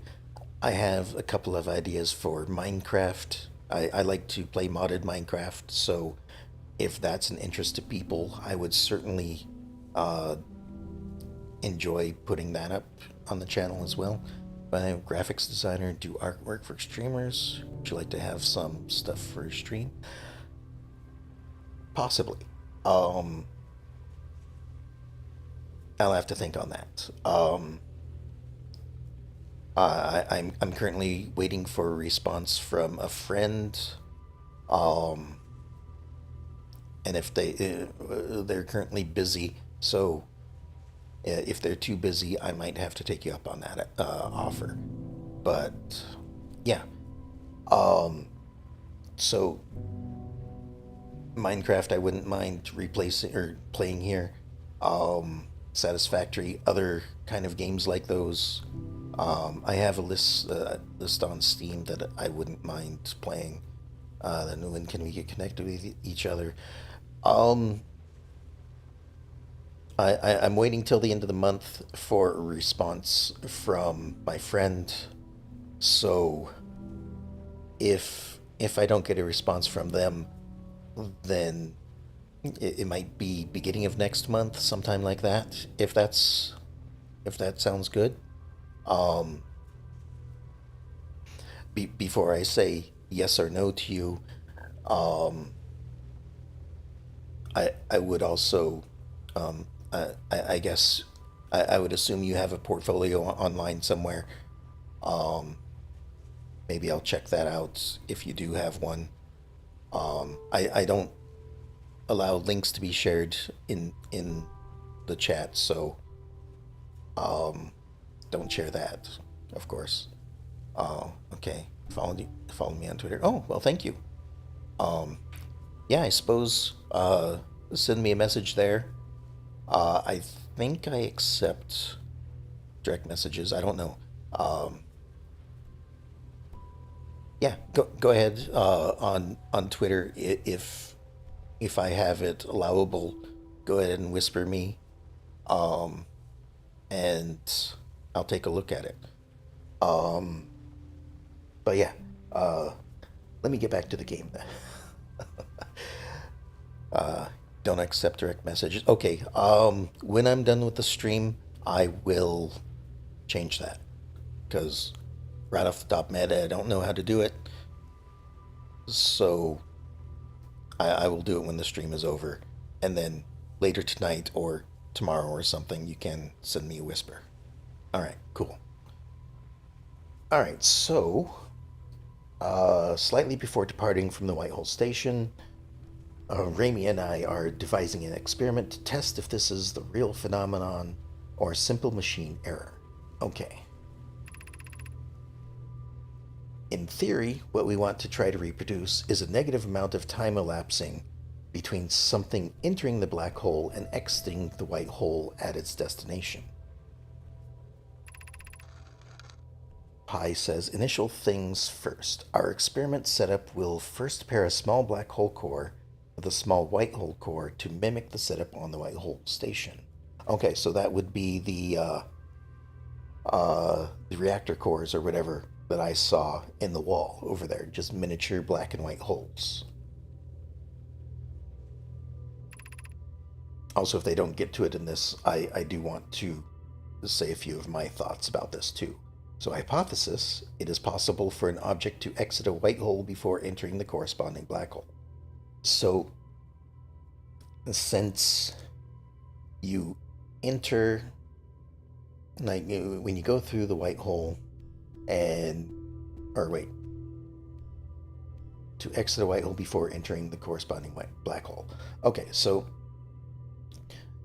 I'm, this is my hypothesis, I guess, is this phenomenon that they found where you arrive 1/10,000th of a second before you entered is, I'm guessing, the basis for this whole time loop. So, like, they they need like a large amount of power, say, uh, uh, all right, see you later, Ruby. Correct, well done. Okay, thank you. Um, I'm guessing that like a large amount of power, say a supernova exploding. It was a nice time meeting you too. Well, meeting to you, yeah. Nice to meet you too. Um,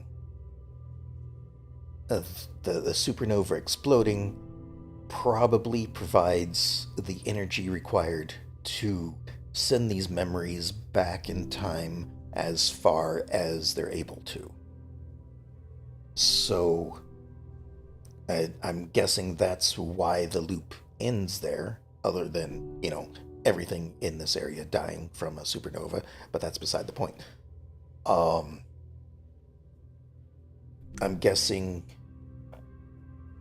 that that is powering this whole thing, but like earlier, I thought that the statues record things and send them back to the project, which of course then is the start of their loop. So Gabbro, who has looked at the statue earlier, I don't know if there's any game relevance to this or not, but his loop is probably longer than mine because the statue would send back the information. I don't know if it's a limited time. It seems like it sends it back to when the statue started recording. So for me, it's back to the museum or back to, I guess, where I started at the campfire. For Gabbro, or Gabbo, I think it's Gabbro, um, sends him back probably to when he discovered the statue. And then there's a third one, of course, that's active. They are possibly being sent back to whenever their loop started. Of course, it could also be that everyone's being sent back to the same moment in time that I am. Those are my thoughts on that. So, you've got a bunch of stairs to go up. Okay, so down here, these are small black holes and white holes. I'm guessing a pair of each.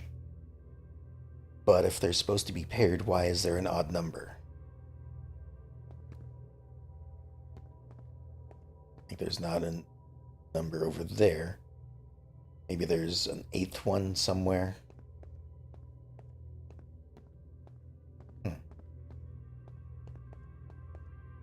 Third mask is the probe tracking module. You know that I've been there.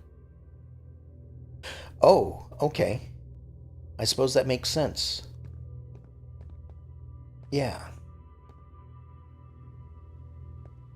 Alright, so here, oh, we're getting updates for all of these.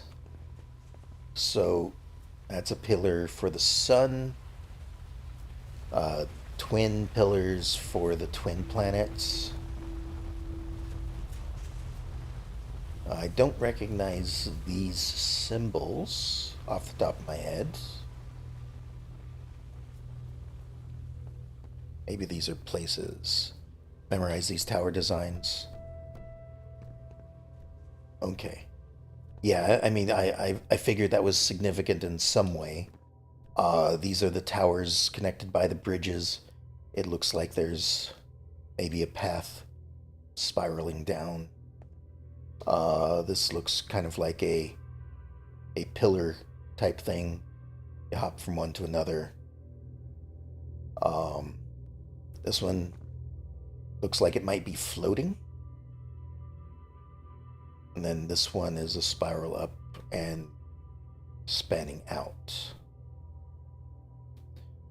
So, yeah, like these three symbols I don't recognize right off the top. I recognize this one from,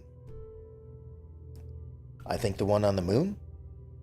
I think that's the only other time that you see the sun symbol. This one, read, right? Thank you. Time is passing. Alright. Raimi says, the Southern Observatory is asking if creating a 22-minute interval is possible. That is, to have something arrive 22 minutes before it is actually sent through the warp.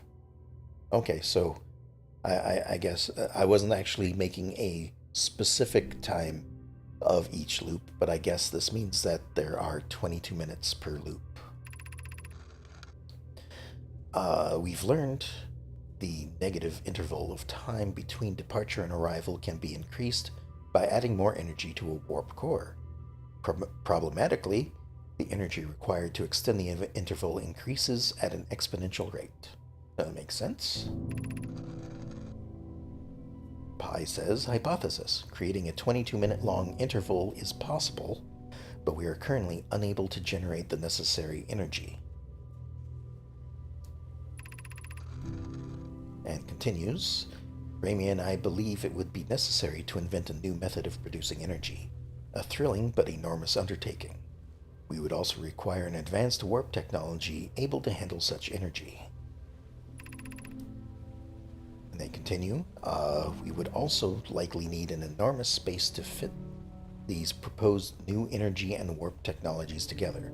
The only location large enough would be Ash Twin. Okay. Then in response to creating a 22-minute interval, unable to generate the energy, Rami says the energy is currently unavailable, you say. You're a gas, Pi. Pi replies, my pun was unintended, Rami, so I believe it's you who's an aeriform. Okay, so update the log. I'll set this on the table. Got another one over here.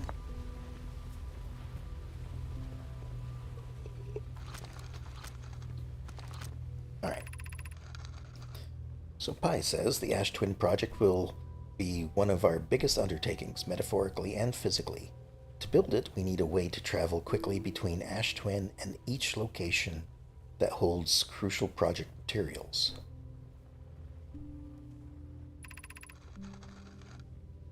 Root says, what if we use warp towers, like the one we have on the Whitehole Station, to connect Ash Twin directly to each critical location?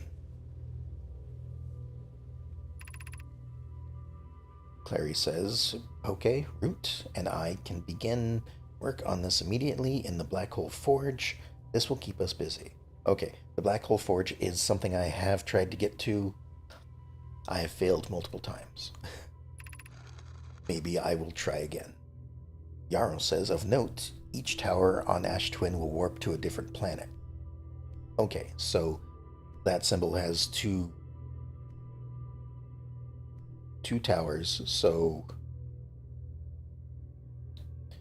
I guess it wouldn't necessarily be a specific planet, but alright.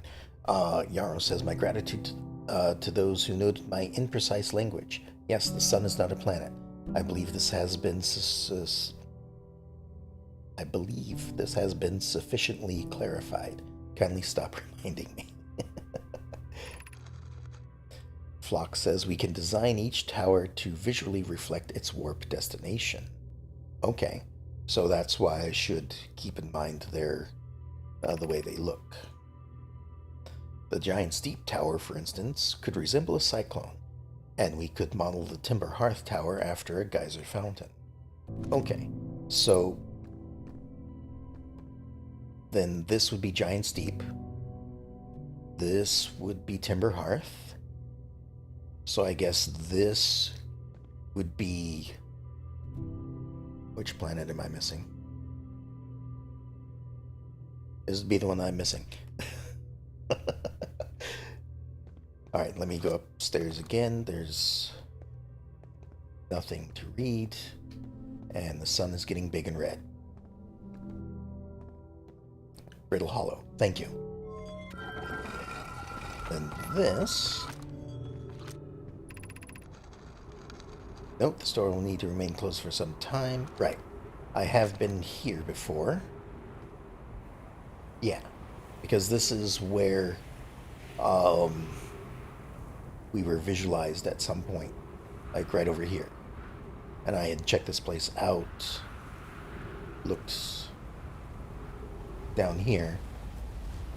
And found this place that I couldn't do anything with. Sunless City. Right, and that leads to the Sunless City. And that is a warp location. if I understand correctly. So, let me just have a quick look around, fiddle with a few things uh, downstairs now that I've read everything. So, I've got this down here. So I want to flip this switch first, see what this does.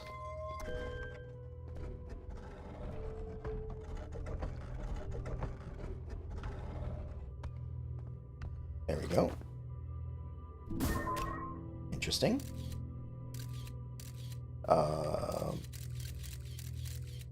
Hello.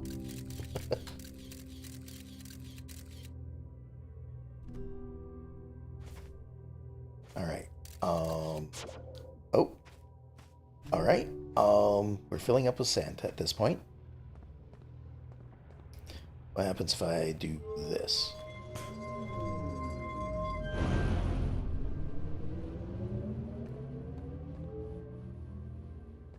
I don't know, because the sand probably filled it up.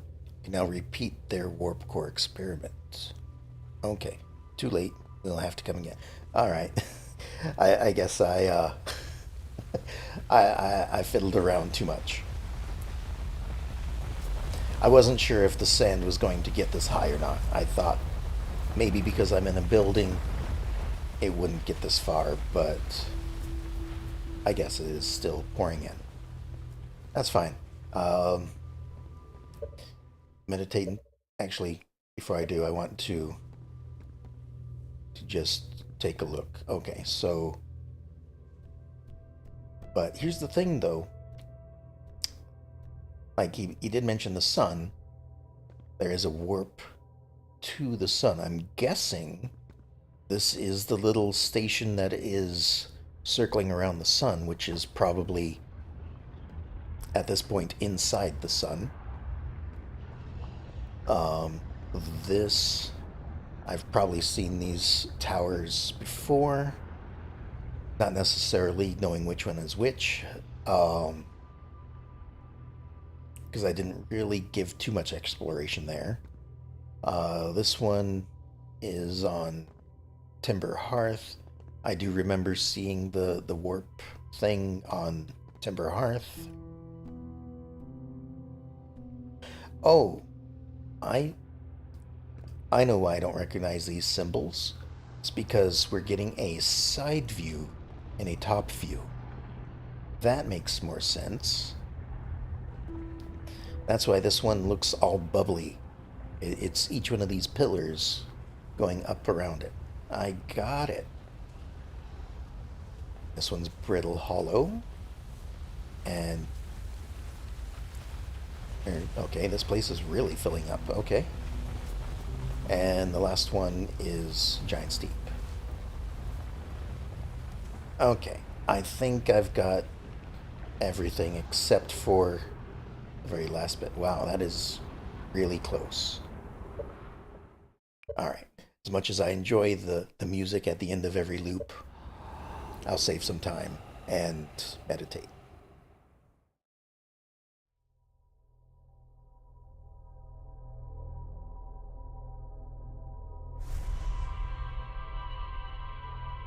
Okay, so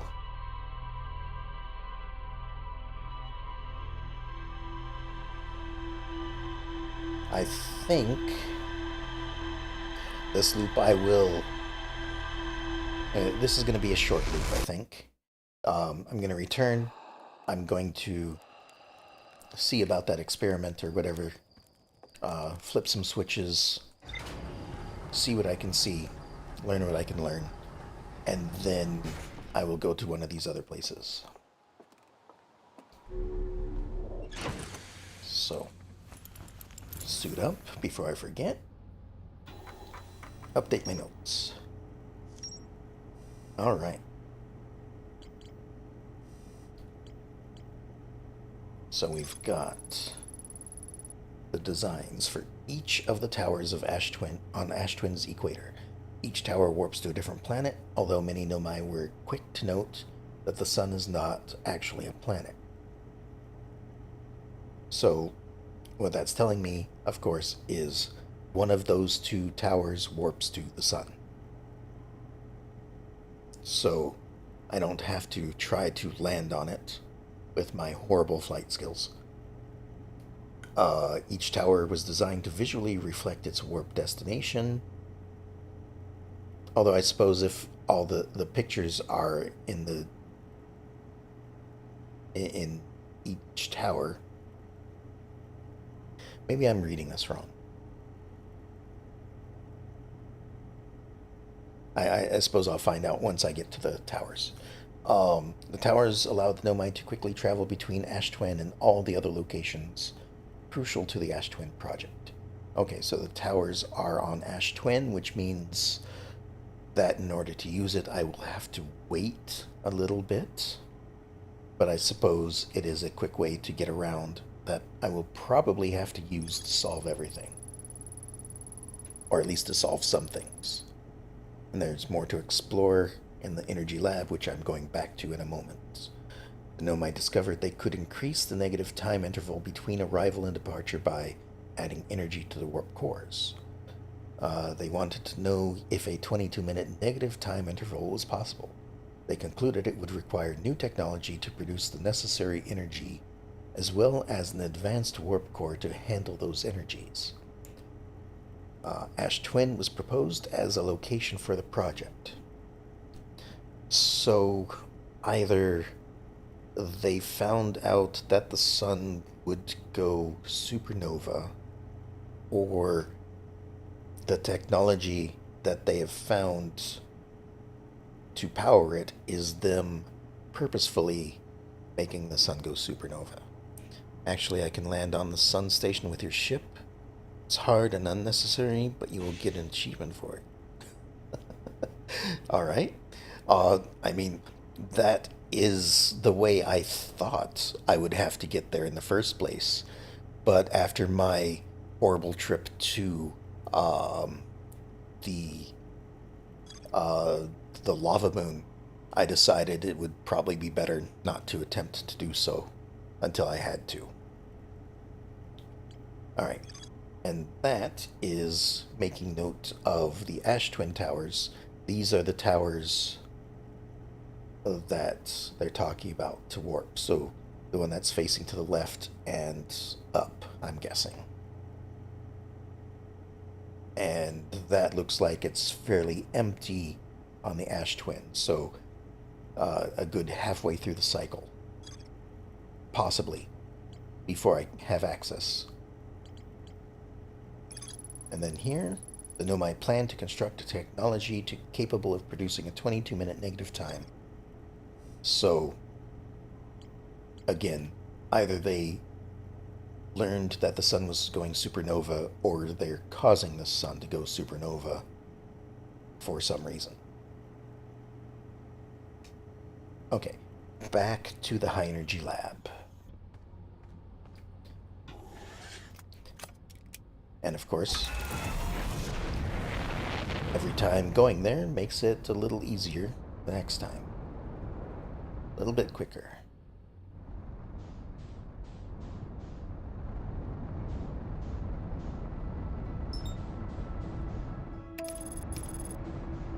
We'll get that going in the direction. We'll have to stop because of the Ash Twin that is right there.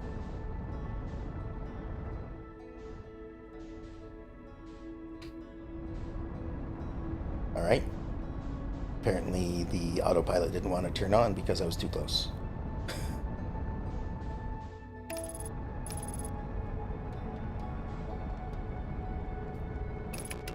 Alright.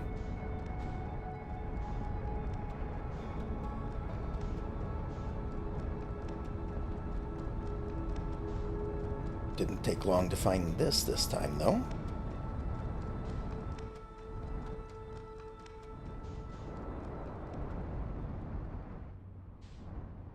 Of course. The one spot I managed to land right in the middle. Or miss right in the middle. Okay. Suit up. Back inside.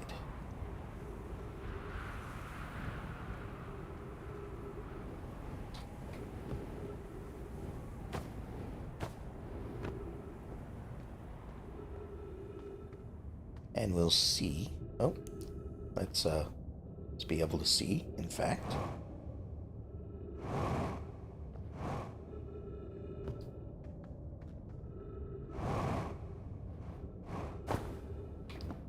And we'll see what the high energy place actually wants us to do. I apologize for taking so much time. I wanted to make sure that anyone watching understood what was going on, and I also enjoy chatting with you guys. So, you know, sometimes that just has to be the way it is. Right, lights on down in the basement.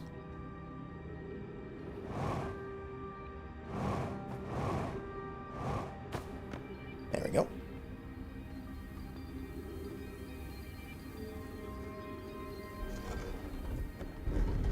And this is just going right up to the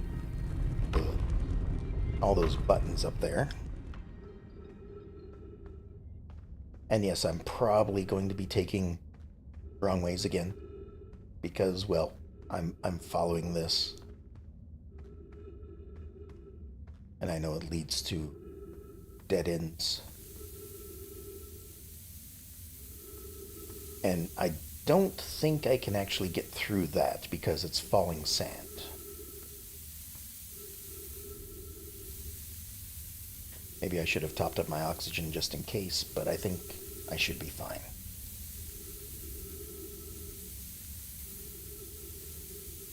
But also, I am glad that this is a point that you have to wait for, because that means that you have a little bit of time to get here and do this.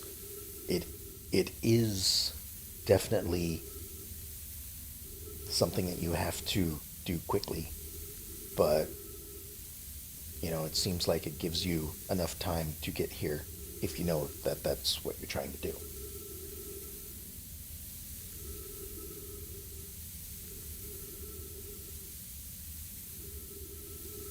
All right.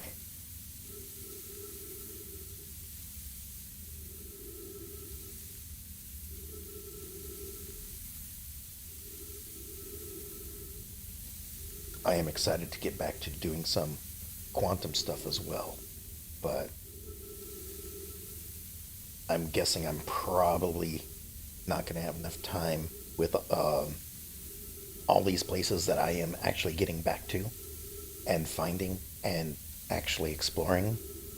Might not have time for the quantum moon this time, but that's okay, because I mean, for the Nomai, the quantum moon is what apparently started some of this.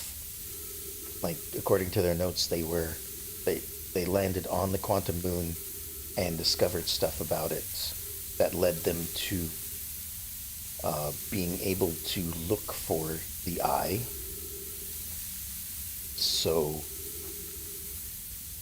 I mean, for them it was one of the starting things. For me, it might be one of the last things.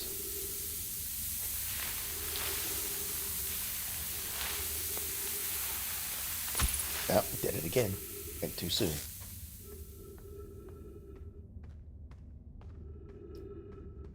Right. That's the wrong way. Have to... Oh. Ow. That's not good. Well,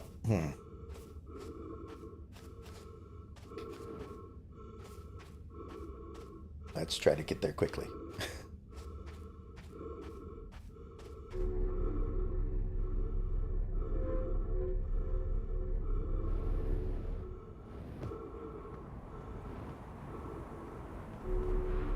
Nope, that's a way down.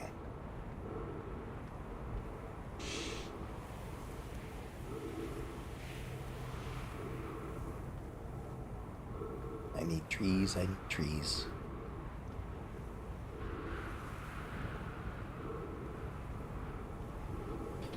Nope.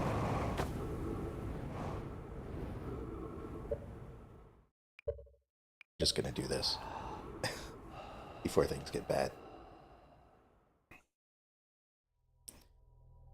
Sorry, I messed that one up.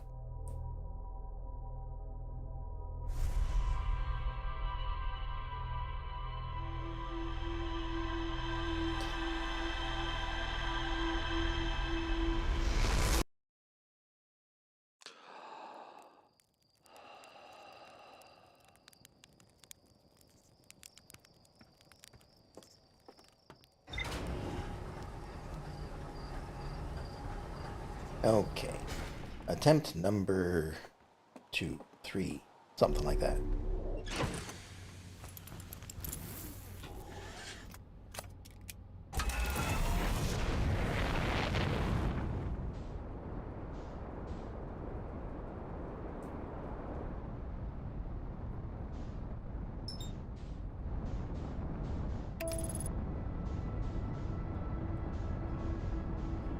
Alright, back to Ember Twin we go.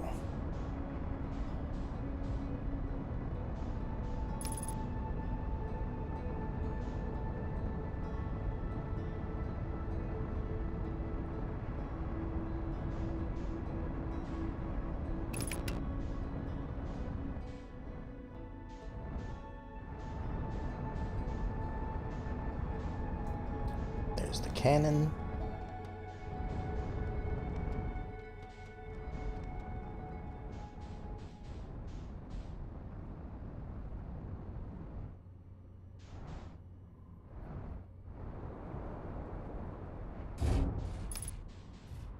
Donk. We made it. Alright. Try again.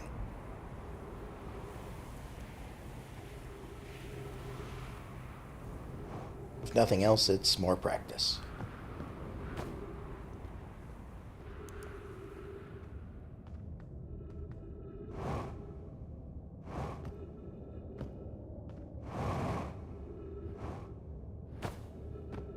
Maybe I should have just waited for the sand to fill in and just stepped over it, but oh well.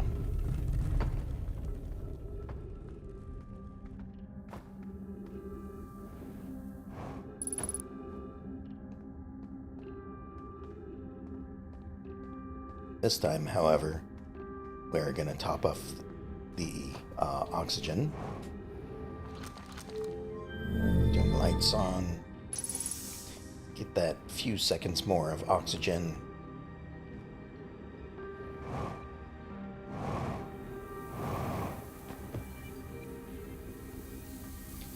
Also, I don't know if I've explored in here, but oh well. I've got a few moments. I can take a look.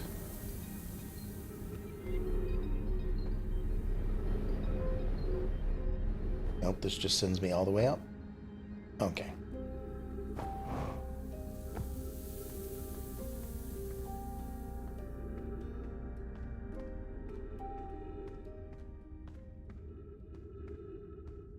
Back in here. Again, sorry it's taking me another try.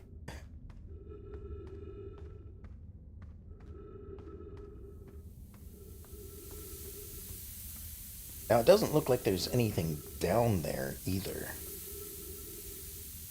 But, I mean, I don't think I have to worry about being buried in it.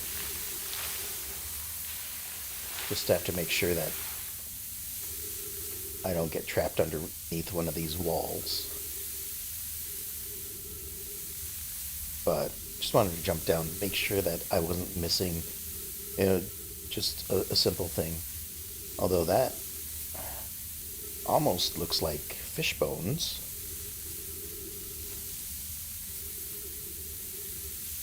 Maybe not. I don't know. Even if it was fish bones, it doesn't look like an anglerfish, which is the only fish that I know of in this area. Alright, we're heading that way, because that's where all the spiky things are. Just want to make sure I have myself oriented correctly.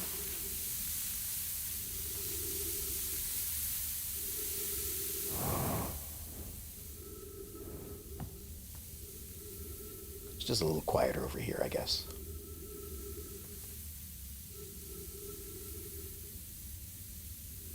And if there were trees down here, I'd go back and get more oxygen, but they're up top. And as long as I don't land directly on the spikes again, I should be okay.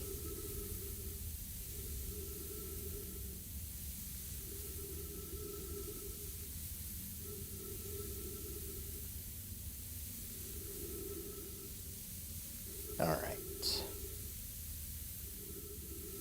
Ship is still on the surface, that's good. It always makes me wonder what happens to the ship when I look up and see that it's like 24 kilometers away or something. I can believe that was what happened in some of the first few times I landed on Brittle Hollow. Is I'd land on top of the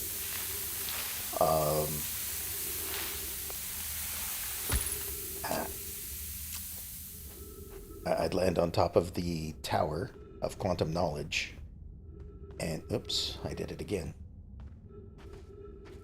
All right, there we go.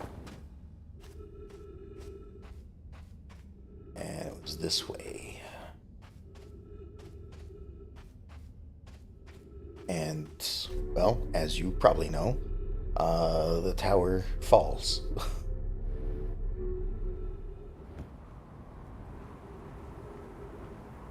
So, okay. That's probably a bad way to get in here. I don't know.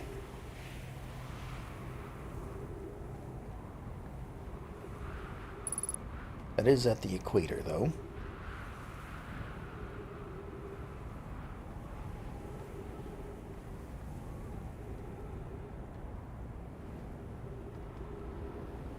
I did it again. What keeps happening?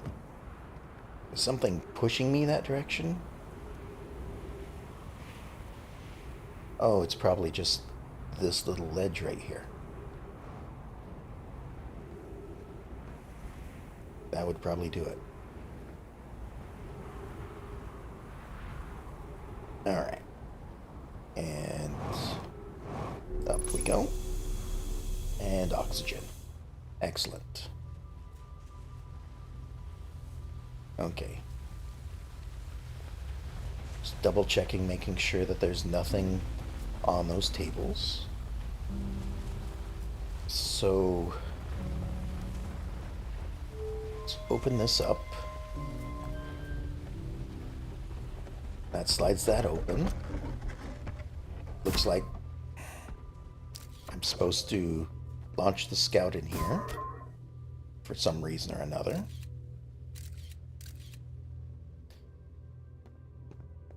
And then activate this.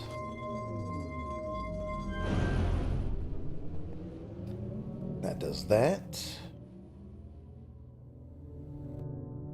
And nothing.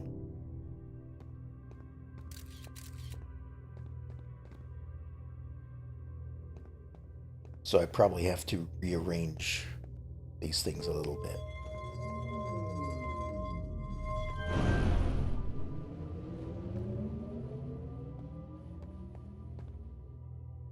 Alright, that did nothing.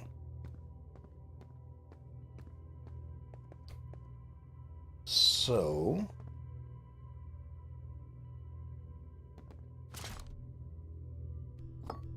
I can set them on the ground.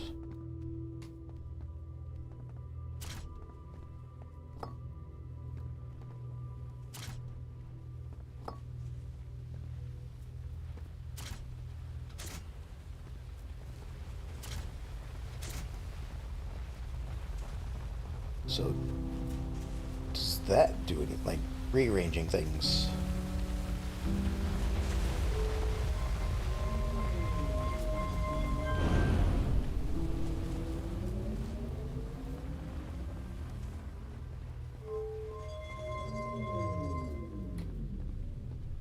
Okay. Under the silt.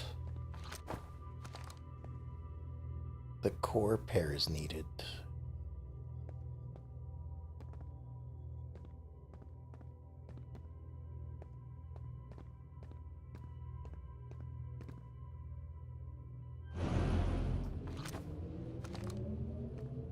Alright, that just did something on its own. This... Hold on. Okay, that just rolled over here. That might have done it just by...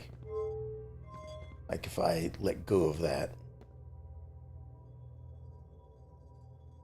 Okay, that's just slowly going to roll over there on its own. That might be necessary, actually, if I need to get to a certain point. So the core pair is needed under the silt.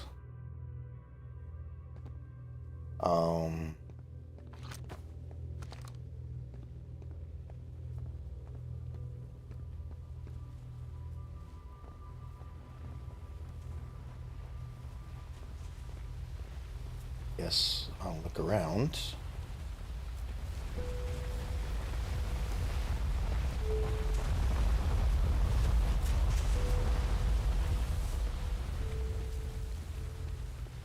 So, back out. I guess I don't know which silt you're talking about, because, I mean, there's a lot of it on these planets. Oh, the slit in the wall. Okay.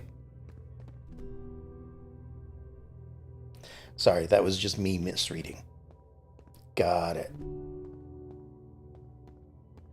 Now I know what you're talking about.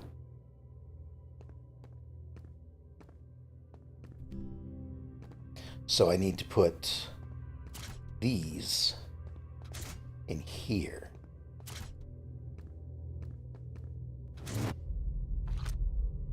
Ah. So then... Try again. Aim a little higher. Nope.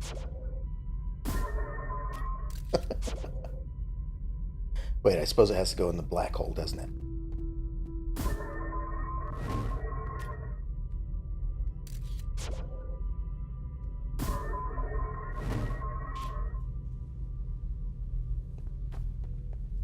And then the negative time effect is more pronounced with higher energies. Right. And that won't enter that. Yeah. So... Oh. So then I do this.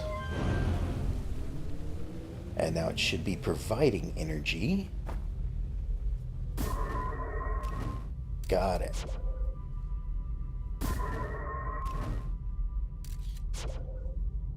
And that is now arriving before it goes in. Put that away. I guess it doesn't matter if it's getting energy or not. Can I do this? Sit, but there is more here. Probably. I wanted to try... I'm given 2 of each of these. I wanted to see if I could have a few combinations. So, like, 2 black holes, perhaps.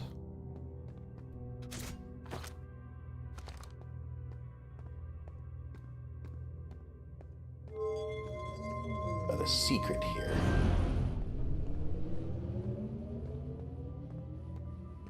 I'll have a little bit of a look around.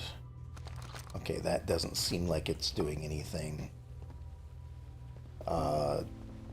It doesn't matter which side they're on. Okay, that just puts them to either side. Okay. So, there's a secret here. Let me have a little bit more of a look around.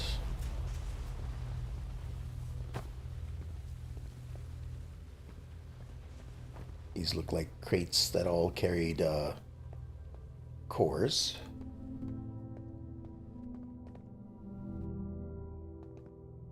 I think I read both of these. And I would have read this one for sure.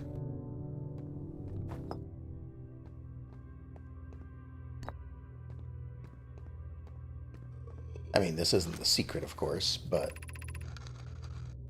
yeah, I did read that. Okay.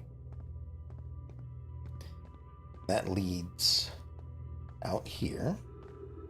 That's just the door stuff. There's nothing I can do up there, but I can see that the sand is getting close. So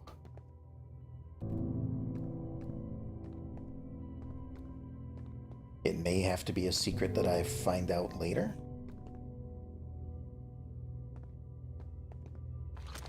I've read this one. Yeah. Just to be sure.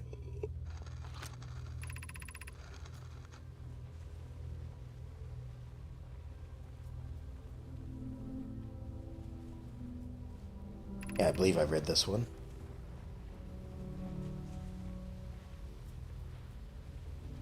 Maybe? Then we've decided to try adding more energy. I imagine the Sunless City's energy supply should prove sufficient. Let me just double check. We requested let him know before we reroute the energy to the experiment. Maybe I didn't read this one. Think of how it can break the experiment to create a paradox. Right. That's kind of what I was thinking with putting the black holes and the white holes together. Just quickly. All right, let me start from the beginning of this again, because I don't. Apparently, I missed this one. An update. Our experiment here reproduced the anomaly in arrival and departure times, but Pi is unconvinced it's more than an equipment error. I hope to strengthen the effect to render it visible to the unaided eye. To that end, we've decided to try adding more energy. I imagine the Sunless City's energy supply should prove sufficient. Of note, Raimi, Yarrow requested that we let him know before we route energy to the experiment. I'd hate to leave him in the dark, so I guess he's the one that's in the Sunless City. All available energy has been rerouted from the city to our experiment. Raimi and I are about to run a new test. Hypothesis confirmed. I saw it. Pi saw it. Hypothesis confirmed. This is beyond extraordinary. This changes everything. What a beautiful day for the intersection of abstract theory and practical application. Or execution. Alright. So to break this...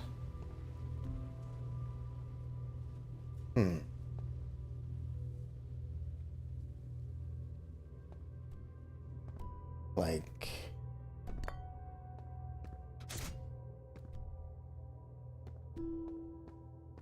I think I just did this. Am I providing power currently? No.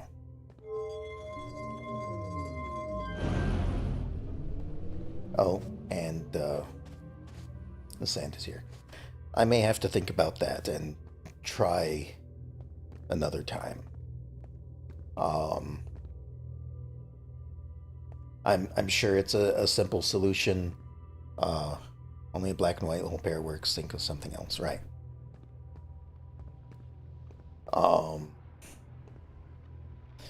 So what my options are is I have a black hole, a white hole. I do have broken ones that may cause something. Then I have power and no power. So I may have to do something with one of the ones that doesn't have something in it. Maybe. Alright. Meditate until next loop. I will think on that. I don't know if I'll get back to it this session. It looks like I might only have time for one more loop before 3 hours is here. I don't know. I may go a bit longer. We'll see. Um,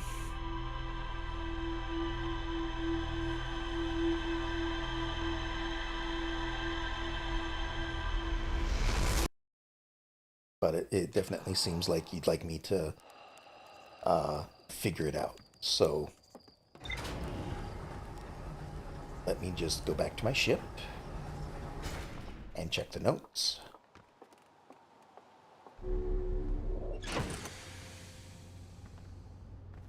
Put my suit on before I check.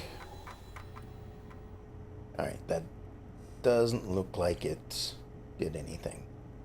Oh wait, that's a green exclamation point. They reproduced the temporal anomaly first observed at the Whitehall station. They appear before they arrive.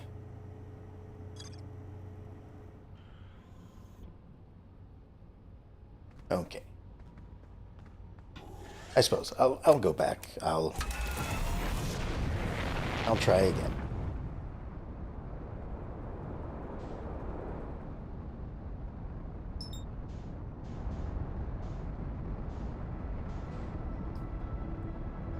Okay.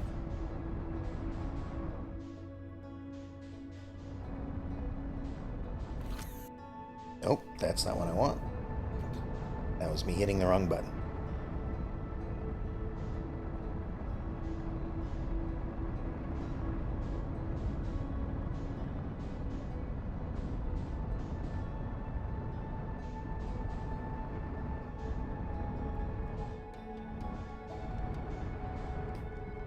Want to be over here. Hopefully gravity will take hold in a moment. There we go.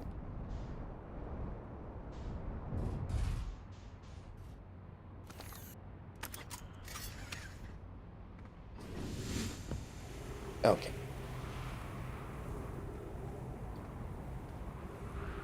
Try again.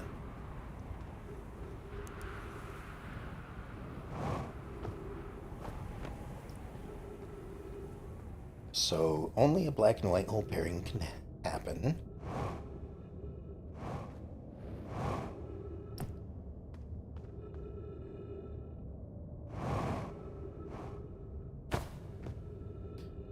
Power stays on, the cores are always the same, your action is something you need to focus on. Okay, so it's something I do.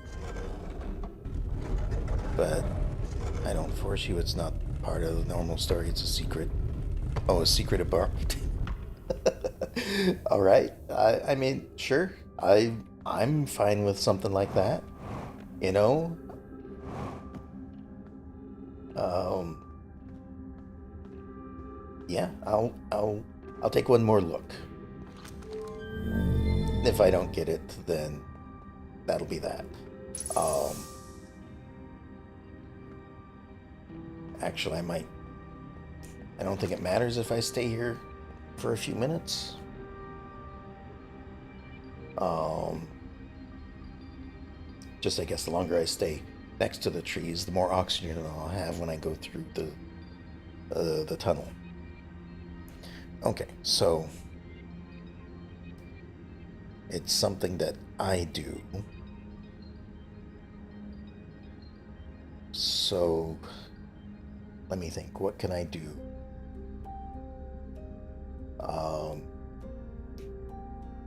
I've got the scout launcher.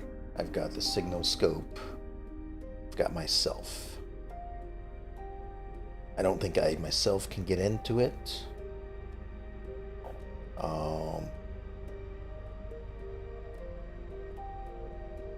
Maybe if I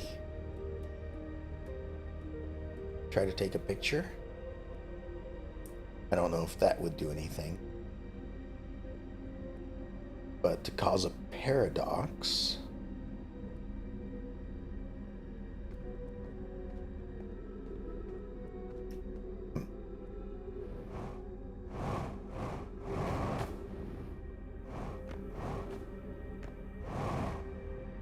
hold on.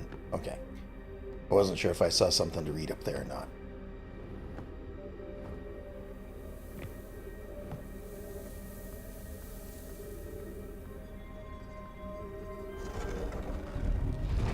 So I guess I will look around to see what I can do that would change things.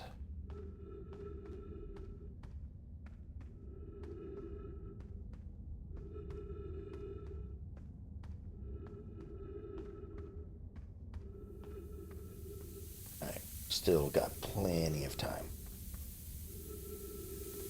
I do kind of wish that I didn't have to wait for this if I didn't want to.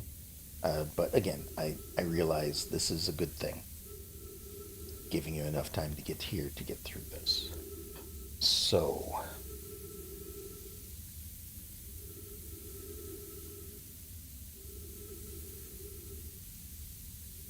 I mean, I was gonna say if I went through it, it wouldn't really do something because that'd be very similar to just me going through the black hole in Brittle Hollow. It just, I just go through it, I'd end up on the other side. Um,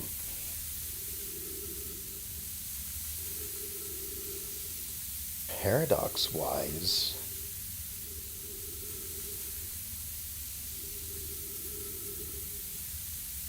I don't know. You say that the power has to be on.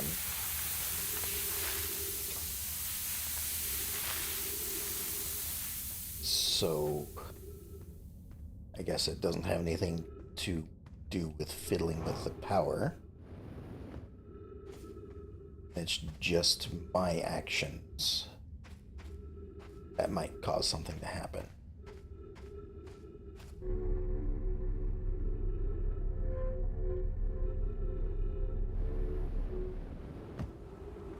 Alright. This spot is interesting though. Like somewhere just south of the equator is a way that I could come down. But it also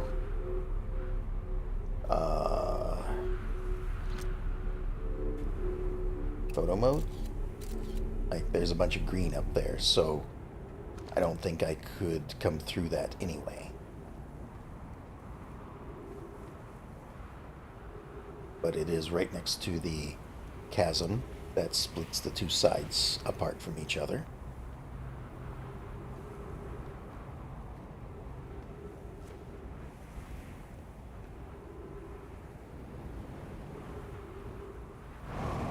I have wedged myself. Okay, let's try that again.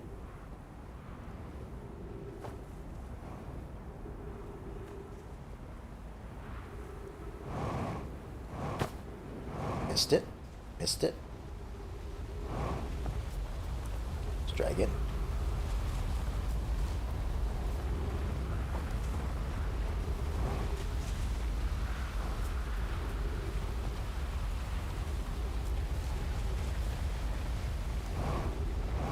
There we go. Got it. Okay. So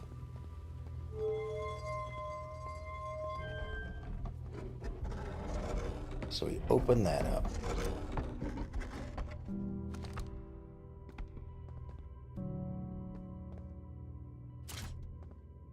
And just to be sure, I want to see if... Okay, that does nothing.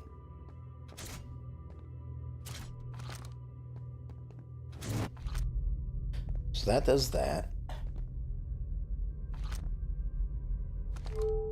Now, I mean, I don't have the power on at the moment.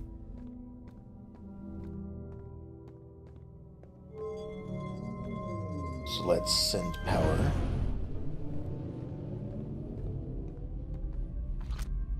So just to be sure, launch the probe.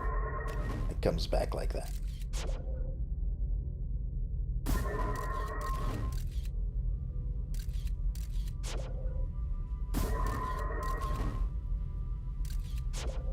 Taking a picture doesn't seem to do anything, but if I do that and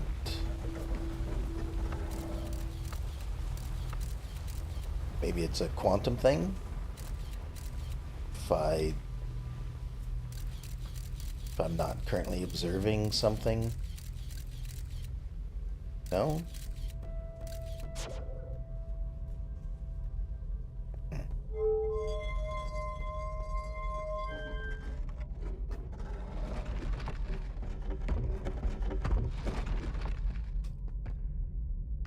Let me just take a look around a little bit inside. I didn't notice anything in here.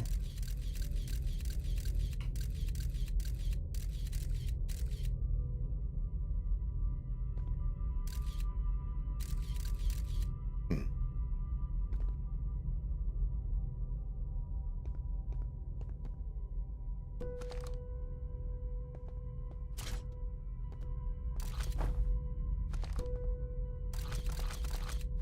Won't let me drop a warp core in there.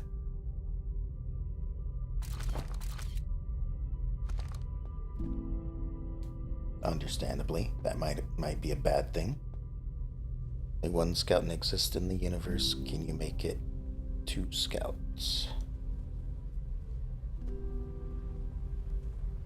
Um, I know in. Okay, let me pause this while I think.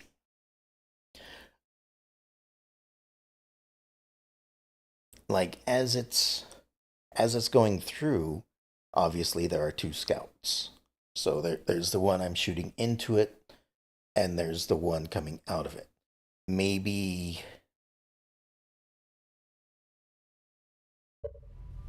if I do this, like I launch it, unable to retrieve scout, too many targets. Tried to retrieve it.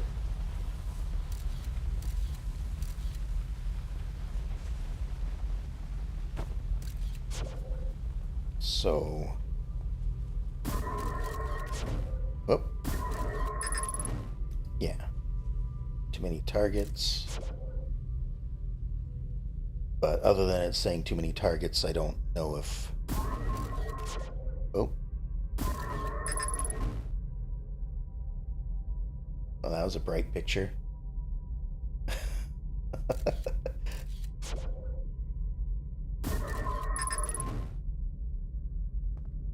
What else can I do with the scout, though?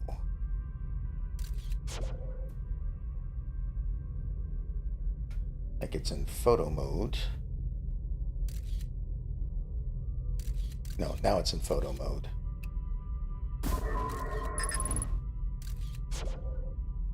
If I launch it. Hmm.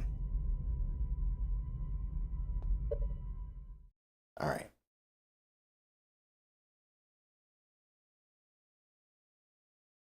I appreciate the helpful hints, but I guess I'm not. So I'm trying to create a paradox. I can make two scouts, but I can't retrieve both scouts. Oh, I can? Ah, okay. Yeah, I was thinking I couldn't do anything except this because when I picked this up, and got close, it automatically swapped to that. Okay, I had already um, dismissed that possibility just because uh, it wouldn't let me do that. So if I do that, do that.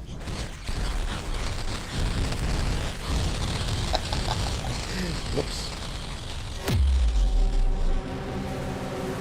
There we go. I destroyed the fabric of space-time. There we go.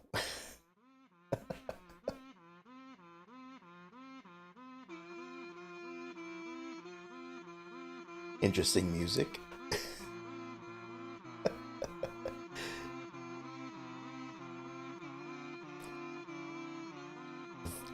Thank you for helping me out with that. But yeah, I had already dismissed the fact that I could pull one of them out by the fact that it automatically equipped that and put the one I was holding away. So I apologize for that. Um, but I do like this.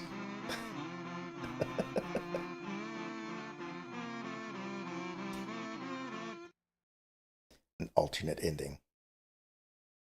You're so obnoxious. It's great. All right. So it's getting pretty close to 3 hours at this point. That seems like a great place to end today's session. Again, thank you for helping me through the steps that I was missing and finding that. I think that's hilarious. So, um, next time I think I will actually be able to make it to the moon next time. There's a few more places I have to explore, but yeah. So, again, thank you for watching. It's definitely a pleasure to have company while playing this game rather than just talking to nobody in particular, you know. Uh, but yeah, I'll be back on Sunday with other games, of course. Feel free to stop by if you want. If not, that's fine too. And yeah, I'll catch you next time. Have a good night.